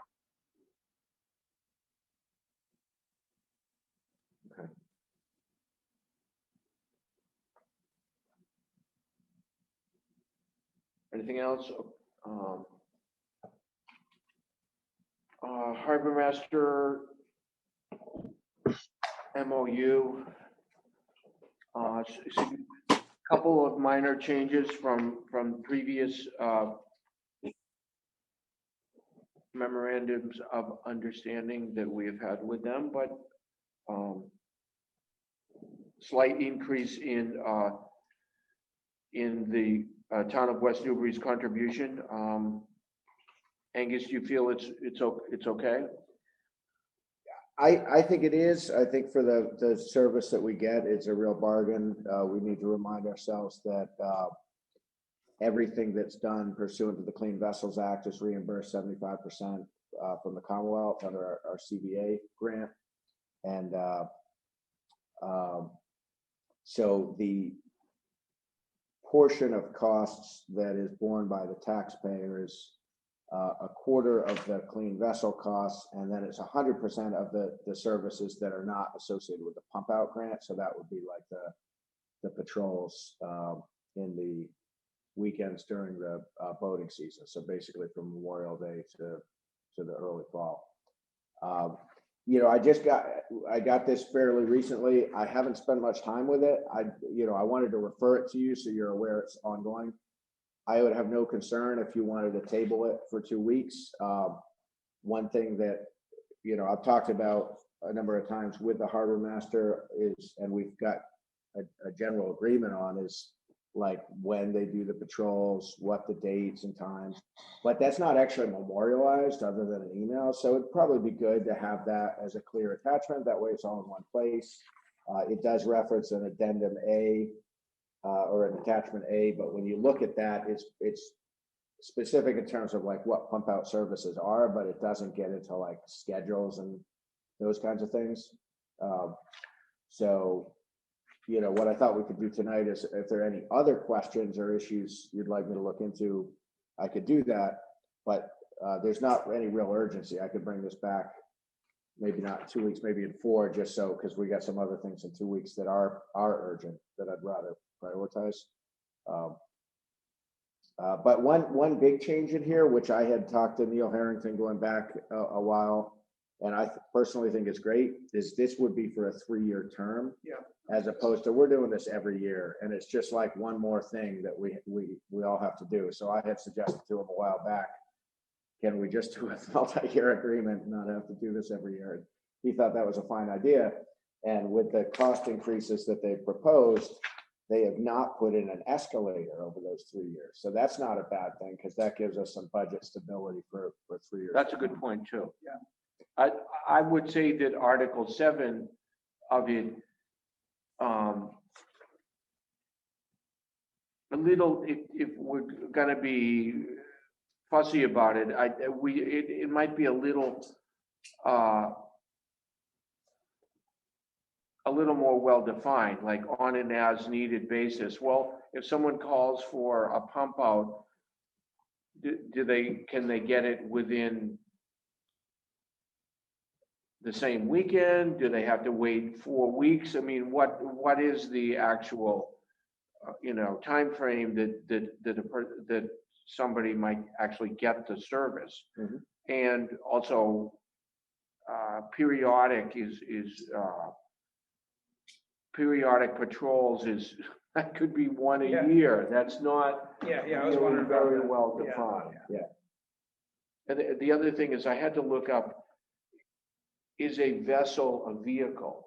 And I did learn something that one of the broader definitions of a vehicle is that it can float. It's usually on land, but it can be on the water, a vehicle.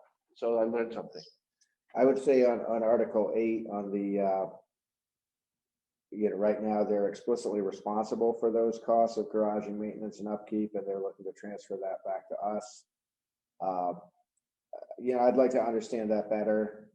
And if we do ultimately agree to that, I think we ought to have some language in that there's some amount provided at the beginning of the season with a not to exceed. So it's not just like a, okay. Because that was kind of a curveball that I hadn't, it's not something we talked about. It just showed up in the written draft. So that's part of why I wouldn't recommend it. That's very open-ended. Yeah. And is there likely funding in the waterways fund? Yeah, that's right. So we've got the waterways funds that's got the 50% of the boat excise is deposited into that. Okay. So that balance goes up every year, and we use that to cover the portion that's not in the operating budget. Okay. Which we couldn't do forever. We could do it for 5 or 6, 7 years. But it also depends if the harbor committee, starts spending more of that for things like a mooring study, then at some point we're going to have to transfer the full cost back into the operating budget. Yeah, it's pretty small in the scheme of things, but as you know, it all goes to the bottom line. So but ultimately though, if the harbor people come up with a mooring scheme, then that will generate revenue too, because there'll be more boat excise tax. That's for sure. Yeah, I have corresponded with Brad Dorr about encouraging them to meet to accept the report from the consultant from August and to come present that to the board. Well, yeah, I mean that was a while ago. Last August, yeah. So if there's a mooring field, I wonder if there would be a cost to use a mooring too. I mean, absolutely. Like I just paid my mooring fee in Rockport, for example. And those are municipal. So that has nothing to do with the excise tax. It's municipal mooring. Yeah. So you pay an excise tax for the boat, But if you, that's even if just the boat sitting in your front yard. But then if, or where it's so-called used during the summer, that's where, but then there is a mooring fee itself on top of that. And that's in Rockport, it's actually quite, I think, quite reasonable, $200. Yeah, but if there's a, I mean, that'll cover quite a bit of the Yeah, cost. so if you had 15 moorings, it's $3,000.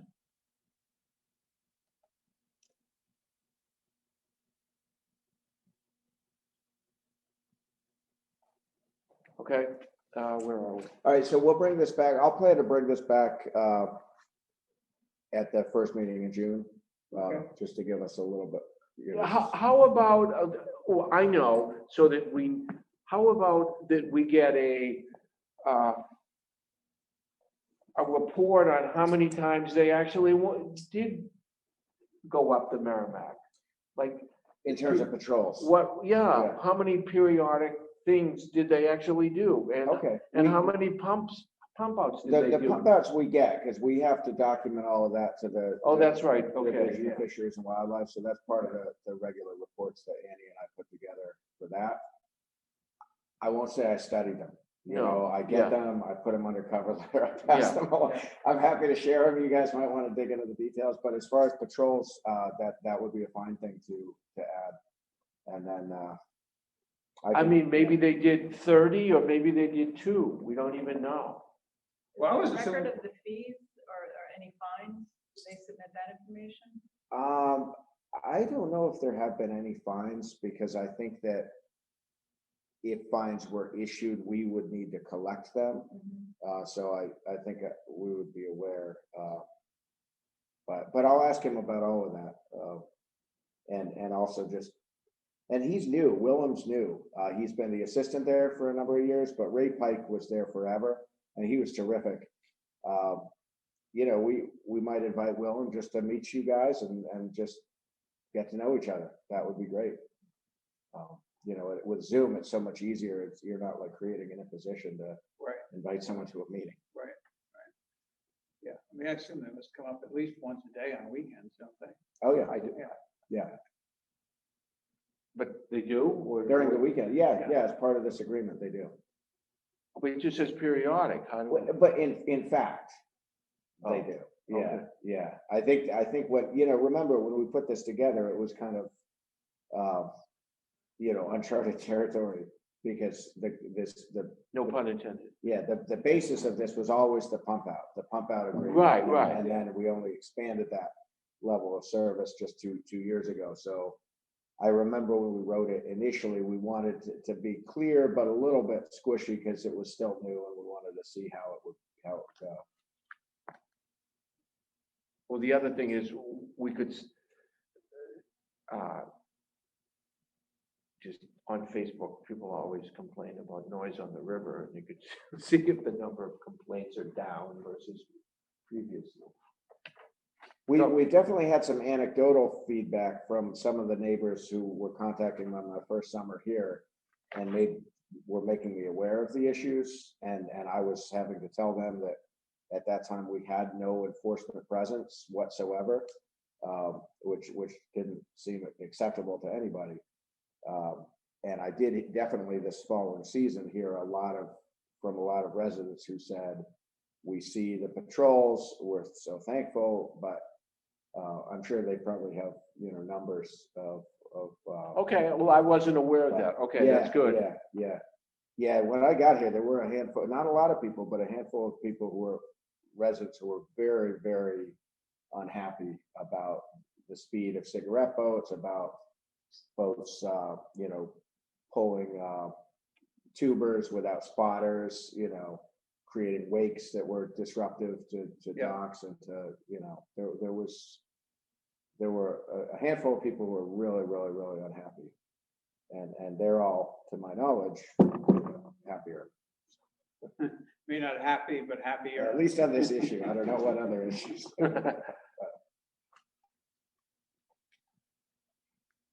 Okay, our next item that we had delayed is to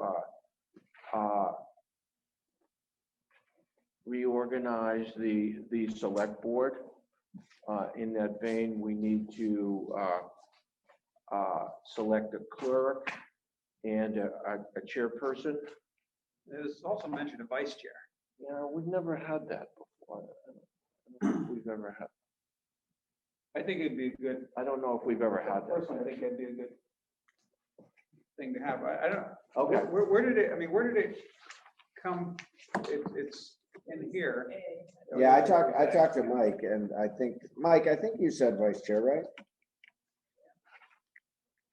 They have in the past had one. Usually they have, either that or they temporary appoint one.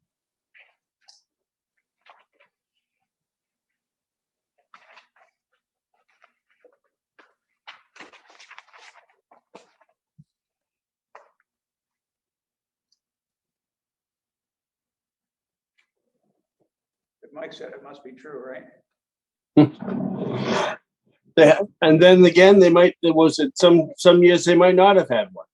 And what they've done is, obviously a temporary appointment of chair in the event that the chairperson was unavailable. There you have it. Okay, we always just did, I don't know, we had the clerk be that person. Yeah. Okay. So I would make a motion to nominate Rick Parker to go forward with the next year's board as chairperson. Further discussion? All in favor? Aye. I'll abstain. So I'd like to nominate somebody for vice chair, but I don't know who's, I know Wendy, you're just. I don't think it should be me. What is the clerk supposed to do? Let me look behind The your clerk ears. has, once a year, the clerk has one document that you have to sign. I I forget can what do it that. is. Well, actually, yeah, that's right, there is one. I There is remember that one there is document right, that right, only the clerk of the select. right. I don't remember what it is. It looks like Angus has the full Mike- story. No, I- no, but one thing I've thought about, one of the kind of administrative things with this transition to a new form of government is, back when I started 3 years ago, there was a huge amount of correspondence going to the selectman@Newbury email account. Since I've been here, I know there's quite a lot less, a lot more is coming to mind. And one thing looking ahead, there could be a lot of benefit for everybody to kind of reactivate. I mean, people still use that. We get some comments, but typically there are things sent to their copy to me, and Annie and I track that. It's a relatively small number of correspondence. We might want to reactivate that as like a more of a primary place for people to send their ideas. Because ideally, if I can keep my office focused on the things we're already working on, and just the day-to-day workload, and have the elected officials be more on the front lines with getting, whether it's a complaint about a leaf blower or whether it's this or that, and then you bring it to me. And, but just to set up more of like a division of labor so maybe the clerk but one of the downsides of that is you don't want to have a quorum of people checking an email account because that could constitute deliberation. Right. Maybe the clerk ends up being someone who's checking that email account regularly and corresponding, receiving it and maybe sending outgoing correspondence, something that, I mean, it's just an idea, but something like that could work out nicely. So, Additionally, Angus, I believe the clerk is necessary doesn't they sign off on the annual determination of the setting of the tax rate and whether or not, it's a singular tax rate? With the gateway, yeah, with the DLS gateway. Right, but in addition to that, I'm not 100% sure of this, but it could very well be a possibility that the clerk has to also of the board might have to sign off on bonds. That may be. I don't know. I know I typically feel like I've gotten the chair signature, but you might be right, Mike. I'm not. Yeah, I mean, and obviously it's sometimes it's me. So I mean, certifying, for the board. So, but that might be a possibility. I haven't had one for a while, so I can't remember. But so there could be some advantage to having a clerk. No, there was, I should remember what it was, but 3 months ago, there was a document that as clerk, I had to sign. And it was, obviously wasn't that consequential, but I do recall that the point was made that it had to be signed by the clerk. And I don't think. No, it's not, it's something else, yeah. I don't recall what it was, but it was a funny nuance, I guess. In any event, moving on, I nominate Archie as vice chair, which probably might have to pinch hit for me once. Second. You want to comment on it? Okay. Okay. So all in favor? Aye. Abstain. I'm going to nominate Wendy Reed for clerk. Clerk of the work. Second. All in favor? Aye. Aye. Nice. Great. Congratulations to you all. Did I hear a sigh of relief? Yeah.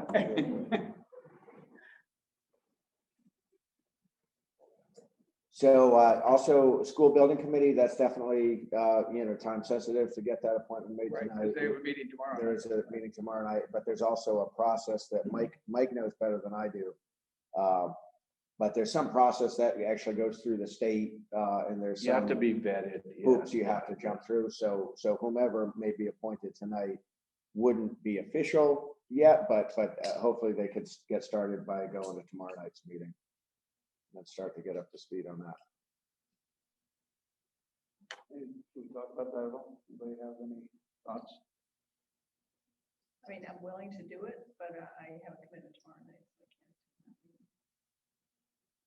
Yeah, I guess we have to think about the other appointments too, but I mean, I guess if, I can do that. But I'll probably want to shed something else. Okay, so you're on two CPC things and there. the, Okay. yeah, and the capital investment. Or either one of those. So Yeah, and I could take one of those. yeah, or I could stay on one of them and shed one. Well, and don't make your availability tomorrow night determinative on, if you think you're the, if you want to be on the school building committee, I'm on the committee. I'll be at the meeting tomorrow night. I think I've only missed maybe one meeting since I've been here. So normally Glenn and I are both there. But if whomever is appointed, can't make it tomorrow night, I don't think that's a, huge problem. There's not any big votes or anything. Does anybody feel strongly? Rick, I think you're gonna, I think Wendy would be. Okay. Would be better on. I think you will have your hands full as chair. Yeah. Yeah, okay, Archie can probably attest to that. okay. So what's involved in this vetting process? It's not, I mean, he said vetting, it's like, we just need to send some paperwork to the state and they send it back. It's just getting sworn in, but it's something more than that. I reached out to Jonathan Seymour late last week to ask him to remind me what's involved. I haven't heard back from him yet, but I just remember it doesn't take immediate effect. That's the point. It's not as simple as just getting sworn in. Like you wouldn't be able to vote until the state approves that you're on. I don't know what they do, but Right. Was it the state, the school financial? Yeah, the Mass School Building Authority. Yeah, the Mass School, so that's the state agency. Yeah, because the school building committee has like real authority. on like approving change orders or dipping into contingency. So it's a committee that has real financial authority. Yep. So I think that's the And you're process of- spending the state's money. Yeah, so it's getting officially on their list, and it's not like a background check or anything like that. So I think vetting might be, it's just some hoops you gotta jump through.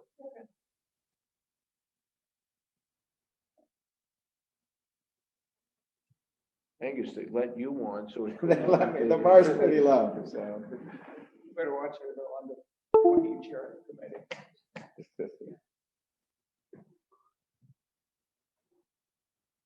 Okay, so finally, do we want to deal with the other committees now or wait till the end of? Well, so the year? it sounds like, but I didn't hear a motion in a second, so. Oh, okay, sorry. Yeah, okay. So I move that Wendy be our school building committee representative. Second. All in favor? Aye. Aye. And you're gonna abstain? Yep. Great. All right, so once I hear from Jonathan, I'll let them know that you were appointed, and so I know I sent out the agenda and the backup materials. I don't know if anyone had a chance to look at those. I don't know if you can see those. I know I can, but I'm a member of the committee. I actually. That was all accessible? Okay, great. I didn't read the whole, I mean, I saw. No, but yeah, but the links work. is the Yeah, thing. yeah. Okay. I have in the past when we've gotten those, I generally try to read them because it's just good to keep up with. Yep, what's happening. So, and then the other committee designations, you could either take up tonight or at a future meeting. If you do take them up tonight, I would respectfully suggest you can do what you want, of course, but that you make it effective as of July 1st, just for continuity.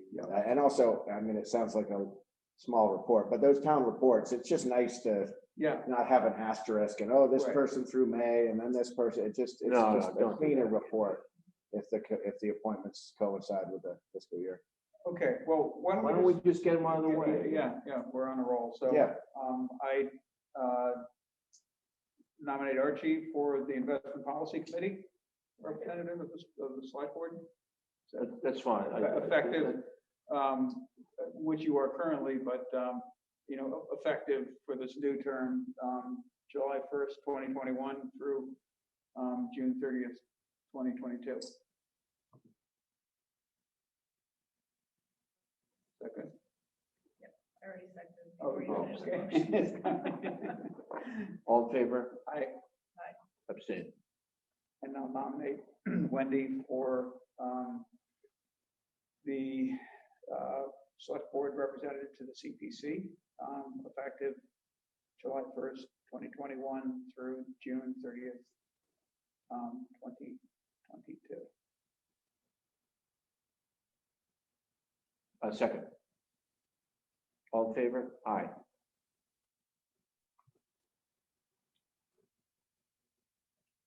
You didn't vote. Oh, I did. I thought I did. Maybe I didn't. Aye. Okay. Apparently my mind, I'm getting fatigued. So do you want to stay on the Do council? you want to stay on that or?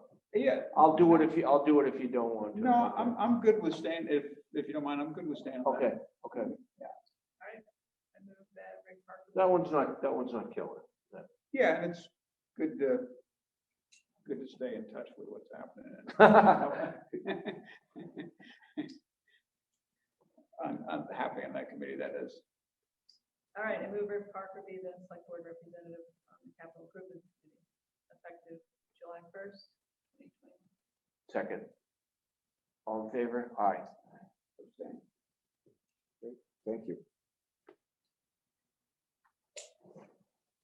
All right, we'll update the appointment list and when the time comes, the web pages as well.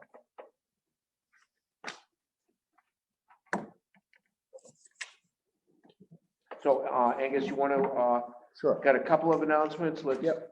So the item M, I know this was on your last agenda that we'd issued an RFQ for affordable housing consulting. We've received a couple of very high quality proposals. Turns out there's only 7 approved monitoring agents in the whole Commonwealth, and we happen to get proposals from 2 of them. So we felt like we did pretty well. and they were both known entities to us by reputation. They both had really good proposals. Leah and I interviewed them both, and one stood out, so we did go ahead and notify LBS or Lynn Sweet that we're going to engage her firm, and the scope is outlined in front of you. A lot of work went into this last fall with Mike and Leah. We're not in that bad a shape. The one thing that we haven't been doing as a community over the years is the annual report that we're supposed to be sending to DHCD every year for the 13 local action units. So she's going to help get us current with that, and then set up a process where that'll happen annually going forward.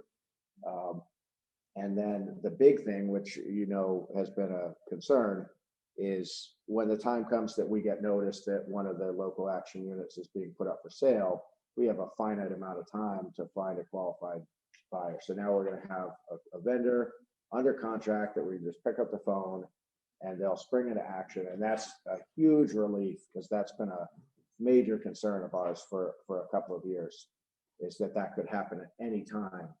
And so that's great. So there's real progress. There's a lot that it took a while to get here. And then the third part of the scope is when the time is right, we'd like to have, a broader community discussion about the idea of a housing trust, what the pros and So cons can they are. help us on that? Yeah, they can help us understand what's involved with setting up a trust, and the pros and cons, and what kind of administrative responsibilities. It's somewhat similar to like a CPA, because it's basically a grant making entity, except it doesn't have the town meeting. They can approve grants directly. It doesn't then go to town meeting. But what that, I was in Westford. No, but I mean, but they assisted other towns in setting these up. That's Yes, my question. That's exactly Yeah. right. Yeah. So when you said the time is right, it's interesting. I mean, I've had a small handful of people ask me, at varying times in the last few months about that, about what we're going to do, and specifically about a trust. Mhm. What do you see as the gating items in terms of time? I mean, I have a presentation I've given to the CPC that I'd be prepared to give any time to this board that I think would be really helpful. Yeah. We penciled it in on a couple of agendas as like potential. I And killed then it it because gets we to be didn't have time. 9:40 at Yeah. night, and Right. it's just not the right. So Right. that's it. I mean, Yeah. talk to me when we're not working 15-hour days. Yeah. Is Yeah. because it's just, we can talk about it, but to actually advance the discussion, Yeah. in my experience, once you put something out there, there's an expectation that it's going to happen like right away. Yeah. And when we look ahead and for weeks to come, I mean, what our workload is. So that's it. When the time is right is when we can breathe, is basically. I will tell you, at a staff level, Leah and I don't see any near or medium-term benefit to a trust, but we've spent a lot more time on housing than most people, and I don't expect people would just accept that. Like, people need to understand, what are the pros and cons, but there's a big learning curve on housing. And so I hope at a future agenda, we can get, more not at, 9:20 or 9:30 at night, but actually, more of the kind of prime time on the agenda, and invite people in and have a discussion about housing policy, because there's a lot to it. And I think you were there for the CPC discussion a year and a half ago. Yeah. So the idea is to have that same kind of discussion, just so people are realistic about what they want to do about housing and why. If you want to do it because it's the right thing to do, there's certain things you can do. If you want to do it because it's going to resolve 40B, that's probably not going to happen. Yeah. I mean, So those are the things that people need to kind of talk about honestly. Yeah, I mean, my take on 40B at this point in time, what to do about 40B, is we can't, we don't have it within our capacity to. We can't build ourselves out. Yeah, we can't build ourselves out of it. So we have to really, I think we have to be concerned about what's right for the town of West Newbury, sort of, structurally, socially, and meeting the demand of the town. Mhm. Seems to Which me. is great Yeah. if everybody understands that. But Yeah. if if you put a lot of time and effort and kind of energy and, I guess, political capital into getting town meeting votes to, whether it's to appropriate funds or whether it's to make town land available for development or those kinds of things. Yeah. But at the end of the day, you're just creating a couple of units. Yeah. And then you get hit with a 40B. People need to know that doing these good things is not going to solve 40B. Right. It's just got to be clear. Otherwise, people can get very upset if they say, I thought this. was going to solve our housing gonna problem. do it. Because when people say we have a housing problem, they mean different things. Some people mean people can't afford a place to live, and that's our housing problem. Other people mean that we're subject to 40B. That's a very different housing problem. That's a good point, yeah. So could we schedule maybe like a public listening session or just on that? I think it'd be great. Yeah. I think that'd be great. Maybe, Could we do it soon? yeah, like in June. Yeah. I think in June, shortly after I town think meeting. that would would be address great. a lot of, because I've heard some of the same comments. Yeah. that Rick was referring to. No, I think that'd be great. Yeah. Yeah, Lee and I have talked about that very idea, that I think a lot of good could come from that. At least as to kind of level set, like where we are and what our options are. Because, money is not, like, we have money in this account, we have money in CPA. Well, not Yeah. infinite. No, amounts, but the point, but At least to create the structure, we have enough money to create the structure. Right. We don't Like- have enough money to create structures. Yeah, not structures, yeah. The administrative, Yeah. yes, that's type of structure, yeah. Good But, point. that's also part of it is, okay, where does the responsibility rest? Like, whose job is it? But those are all things that need to be talked about. So would this consultant be involved in the listening? Yeah. Oh, yeah. I mean, she could be. Yeah. I know a lot about this stuff, and this town has not begun to tap like I used to present at statewide conferences on this regularly. So there's a lot that we haven't even really talked about. We talked about it at CPC. We've talked about it some, certainly at staff level, but we haven't had like a real discussion about housing in the almost 3 years I've been here. And so, yeah, we could bring her in at a couple of $100 an hour, but you guys haven't even like heard from me and the town planner. Yeah. Like, we have a lot of knowledge. Yeah. So I mean, yeah, we could have her, but like, we haven't even begun to. I know, I'm just looking at Yeah. all the demands on your time. No, I already wrote the presentation. I mean, there's such a learning curve on some of this, but it's all written up. It's some of the challenges or some of the things that people say they want to do are difficult or impossible to do under the state restrictions and have it count as affordable housing. So aging in place, senior housing with local preference. You can only have local preference if you demonstrate that your demographics justify it. Accessory apartments, people say they want to do that. Well, those aren't going to count unless the units to be rented are subject to an affirmative fair marketing program, which means that homeowner doesn't get to choose who they rent. So there's things like that once people understand, they're like, oh, okay, it's not so simple. So those are the kinds of things that, if we start at 6 or 7, instead of 9:30, like we can really go into that and see where we want to go. Well, maybe next meeting, we should try to come up with a date for that. I don't think at this, at 9:25 at night that we want to try to grab, unless somebody has a great idea, do we want to try to grab a night or a time now, or should we wait? I think, yeah, let's wait, because we got a lot of issues on the table, right. and yeah. So we can shoot for June? Yeah, June's great. Yeah. That'd be great. Well, the other thing that we had talked about, sort of moving on to another topic, Angus, was, we talked about the idea of having a sort of a strategy session, talking about prioritizing, goals and prioritizing. That probably wants to be a different meeting. Yeah. I mean, I think that's probably more of, like a kind of a retreat. I mean, it'd be public, but it wouldn't, I think, what what will really benefit is to, have the board, myself, and a kind of core group of staff where Yep. basically the short list of people who are kind of like doing a lot of the work, Yeah, like, okay, what's realistic? Because we got a lot of people who can't find time to take vacation, who haven't had a day off.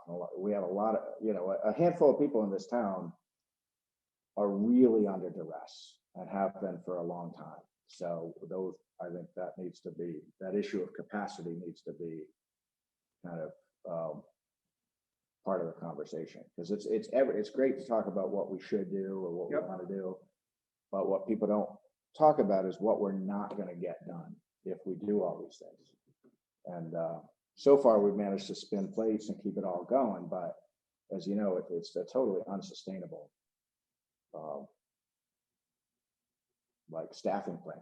Yep. We have, like, you can't keep running a town like this. Yep. It will break down. right. No, it's not sustainable.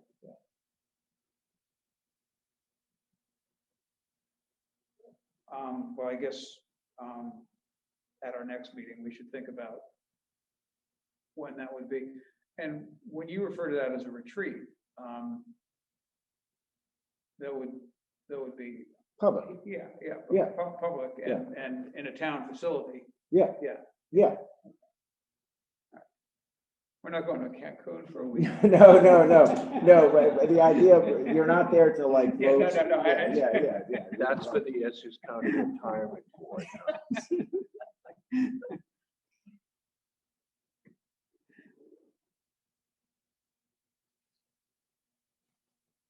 So that's it. That's it on affordable housing. Next item is the library, starting today, is opening twice a day. They're allowing public access to certain of the facilities. So that's going to be from Monday from 10 to 7, 10 a.m. to 7 p.m. Wednesdays from 10 to 4. And the details are all outlined in your packet. So that's a good step toward, normalizing things a bit.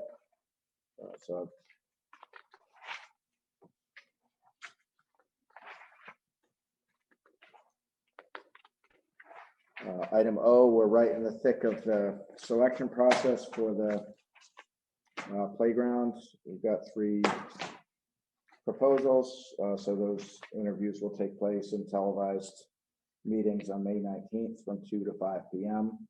And we've got the principal and parents group we coordinated that date and time to make sure that they could all be there.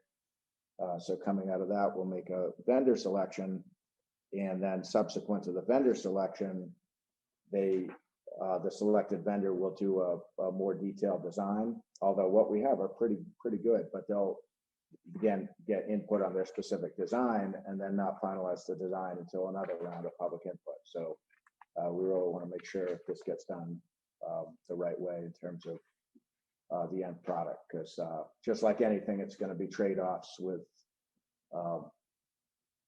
equipment or the surfacing or these kinds of things are going to have a tangible outcome. And the proposals from all 3 of these are on the CPC website. They are.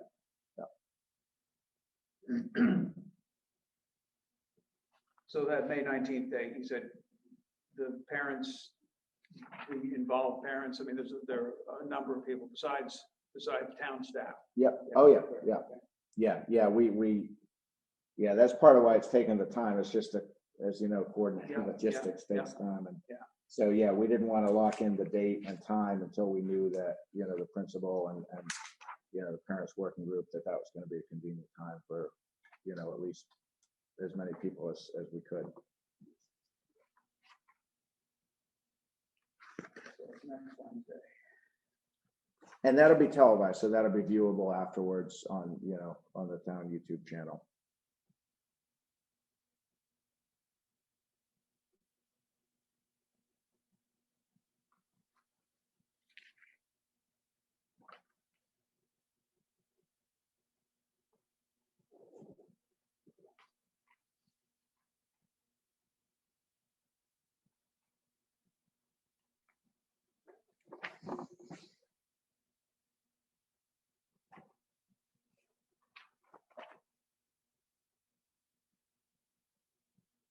So P, Angus, do you want to, I- anything you want to, yeah. just for our information, you want? Yeah, it's just for your information. I put my head together with Mike.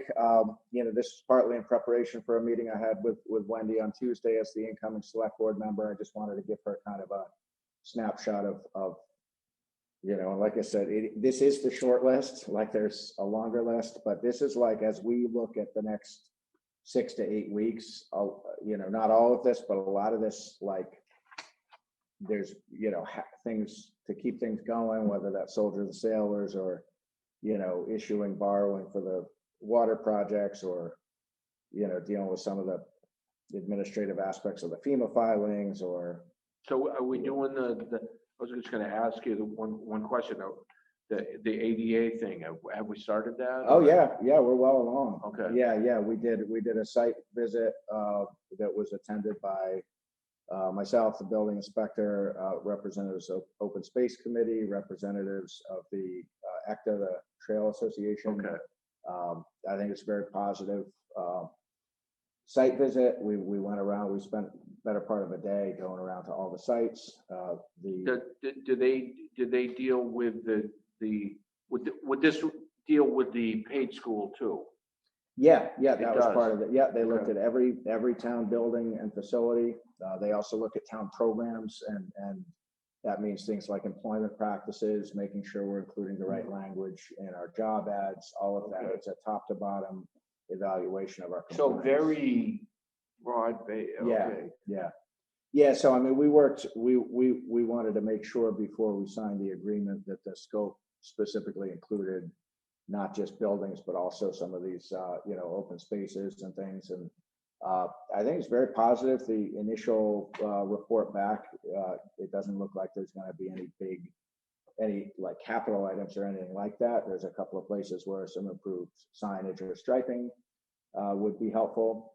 So yeah, Sam, the building inspector, is the project manager for that. So he's kind of the primary contact with the vendor. But that's well. I just wondered if we'd started. Oh yeah.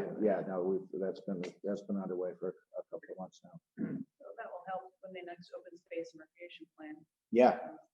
I mean, you basically, yeah, Take that full report, put it in. exactly. Yeah, that's right. I mean, the personnel policies is enormously important. That's going to take a huge amount of bandwidth over the next six months or more. Is that a committee that we need bodies for? Yeah, Okay, that wasn't on the list. that's right. Because on paper, it's fully populated, but I think that we would benefit from members there. And the bylaw doesn't actually prescribe the number of people on the committee, so you could have more if you had When you say it's qualified. fully populated, then. We have three people who are appointed to the committee. Yeah. So maybe there should be more. We can talk about that. I mean,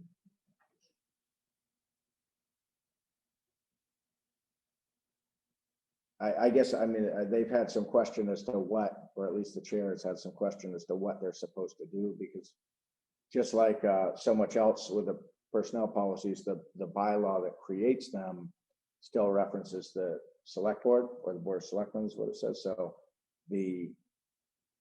their charge under the personnel bylaw is to undertake work at the direction of the board of selectmen. So when I started 3 years ago, they hadn't met 4 years, and I knew this was going to be an area of focus for my office, certainly. And so I, wanted to get them reactivated. And in some of the meetings I had, it was expressed that, well, we're here to report to the selectmen. So if the selectmen aren't asking us to do anything, we haven't felt that we needed to meet. Whereas now we have a town manager form of government, and under the statute, I'm responsible for personnel administration. So I have needs. So, but that committee, like, it's awkward. There's So kind of a can't there disconnect. be a directive from the select board? Well, that's why one of the memos in the other packet was from July of 2019, because I was asking the board, could you vote these priorities that I've written and I've identified so that I can get this committee to do something? And it hadn't really I mean, it always turns back to, what am I gonna do? It always comes back on my desk, and I'm calling out for help. Okay. So what can we do to help then? Get a committee that will help. Okay. So how do we do that? So I think we need to find additional members. Yeah. Who can contribute? Yeah, I mean, I think some objective, and a couple of the members on there do, they work in that profession, and I think have a lot to offer. But I think, so some expertise with HR, personnel administration would be helpful. I also think some objectivity is very important. Well, it seems like that should be a priority. Yeah. Yeah. Things we're dealing with. Right. Yeah, I guess it would be good to find additional people who had experience, human resources experience. And I'm sure there are multiple people in town who fit that. So could we make a decision tonight so that could be on the table at town meeting as the openings that could be filled? Yeah, that's a great idea. See, that's why I was asking. Yeah. Okay. So Does it need to be an odd number or even number? Doesn't it matter? No, there's not, it's really an advisory. The way the bylaw defines that committee is it is advisory to the select board. So that would be one of the many things that I think need to be updated with our review is here's an example.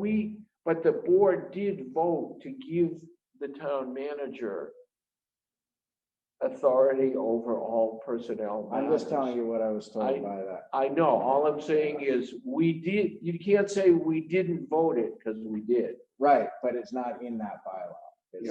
So we did vote that. Just as one example of one of the things that's a little different here in West Newbury than what I've seen in other towns is in many towns, the personnel committee serves as the appeal entity in the event of a staff grievance.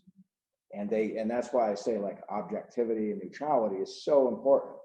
Like not someone who's got an objective or like certainly not, in my opinion, someone who's got a role in overseeing specific personnel. To me, that's not compatible with what I would envision for a personnel committee, which would be more objective, labor law, best practices, those kinds of things. So yeah, like in my last job, the personnel committee, which almost never met, but if there was a personnel issue or if I was providing some correspondence to an employee and it would outline their appeal procedure, it would be to appeal to the you go to your department head first. If you're not satisfied, you go to the town manager. If you're not satisfied, you go to the personnel committee. Whereas here, our grievance policy says you go to the select board, but the select board is also responsible for approving wages, is also responsible for approving any hire or separation of service that I might recommend. So it's kind of like the same, it's judge, jury, and executioner, right? I mean, there is no objective like personnel. So there's a number of things where I think, so rather than, to me, it's not just getting a committee appointed, it's actually thinking of what is the role of a personnel committee in this new form of government, because I think it's different than how that, in my opinion, in terms of how things should work, it's different than how it worked in the select board form of government. That might have been fine for 200 years, but it hasn't changed to reflect the form of government. So it's not just getting people on the committee. And that's where I think this other work we're doing with getting our labor council much more involved with how our personnel policies are written and how they're administered is so important. And that could lead to recommended changes in, the composition or function of a personnel committee. Maybe. So would you prefer to wait for the? I mean, I'm happy to have help, but as you know, from your short time on the board, and you two know very well, a lot of the specific personnel issues are incredibly complicated. Some of them are very like fact specific. I can't get into talking about any of that, you know, like, so to understand, it's hard to explain the problems when you're dealing with like personnel issues. Yeah. It's just, so I don't know that a committee is, I mean, I have a server full of best practices and sample policies, and I shared all of that with that committee 2 years ago. I was here till probably 12 or 1, uploading like all this and like hoping that they maybe like help pick up the ball, and it didn't. It might be unrealistic because I'm the one dealing with these issues every day, and we have issues come up all the time. I think, you know, a new one just last week. Like, it's a brand new issue that this town's never dealt with before that we got to learn about. And so we have Labor Council. That's a huge plus. We didn't have when I started a couple of years ago. So I think the personnel policies and administration are a huge priority. How the committee fits into that, I'm not sure, but I don't think it's necessarily like, you know, I don't think we need to hold up everything for that, because this board's always going to be more, at least in the current structure, you're always going to be more knowledgeable about what's really going on than anyone else.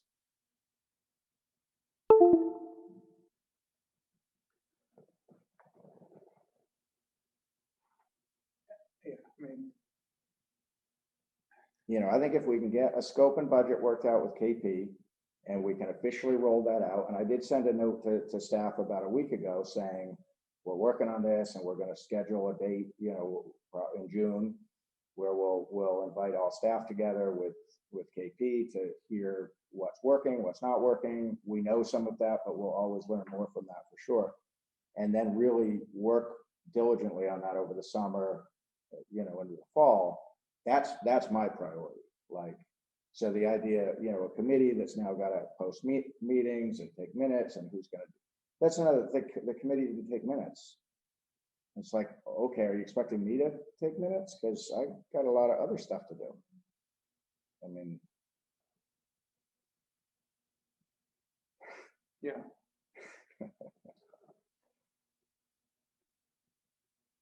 But it would still be productive to identify people who could be on the committee who have specific expert, you know. totally. Yeah. Totally. So do we need to rename the committee or establish a new committee that's more in line? Well, it's defined by the bylaws. So until the bylaws change, it's personnel advisory committee. It's you know, works at the request of the select board. When I first started asking why hadn't they met in 4 years, I was told well, the select board never asked us to do anything, or never asked. And in fact, it was more said, we didn't think they wanted to hear from us, kind of thing. So.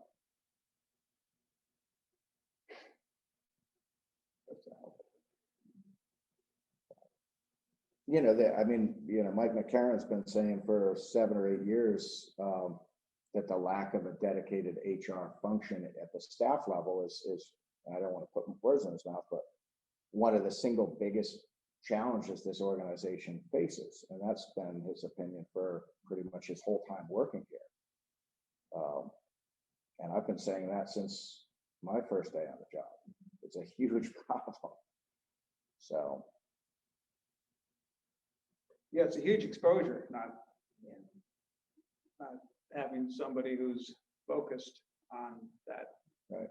So, I mean, right now, you know, the town accountant's, you know, about 2 or 3 weeks into a 5-week HR boot camp. She's every Thursday, she's going to a webinar on that. She's been to a number of trainings since we hired her, because that is part of her responsibility here. But because of her workload, you know, and things happen so quickly, it's not, you know, there's still a lot that I'm dealing with anyhow. So there's a lot of challenges there. So, but we're on the right track.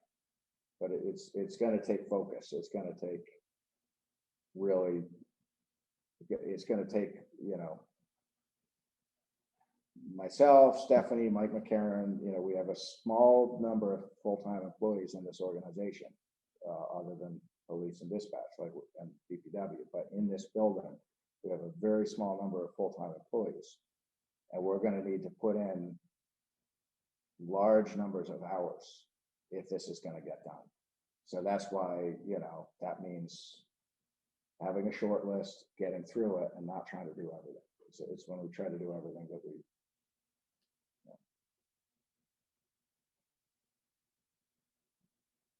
I mean, you see what goes into a single meeting, right?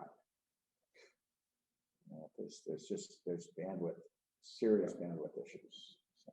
Yeah, I'm just trying to figure out, what the solution is. Well, I So think. one part will free up, I mean, I think it'll have a domino effect. I've been saying that for 2.5 years, but getting KP involved so we can actually take some of the things that we know to be problems and actually have someone to actually like write the language and bring it through the process. That Mike could do that. He has the skill set to do that. I could do it. We don't have the time. So just, getting a scope and budget with them, which, has been months in the making, we need to stay focused on that and do that. Because that's gonna, that's gonna help a lot to get those policies rewritten so they're actually cohesive and thorough. A new payroll question came up today that myself and Stephanie and Caitlin, our treasurer, and Jenny, and we all said, well, this is how it was done in our old town, and this is how I understand your labor law. And there's literally nothing in our personnel policy. It's literally silent on the topic. We know what the law is, and we checked with our labor counsel, and he got back to us and said, yep, you're correct on the Fair Labor Standards Act, so do what you're doing. But it's not in the policy. And that will, not everyone will be happy with the decision, but it's the law. So those kinds of things come up all the time. All right, it's getting late. So, we had this bit about the Cable Advisory Committee, and then we're done. Yeah, I mean, this is just some of the other stuff that's going on, so it's, if there's any questions, happy to talk about it. So what did Newburyport, so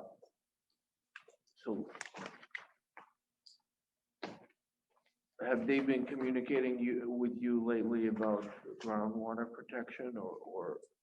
Not so much. Okay. Not You got that down here, but not really, okay. Right, I mean, it's been, I think, probably January. This is the last time we had a real conversation about that.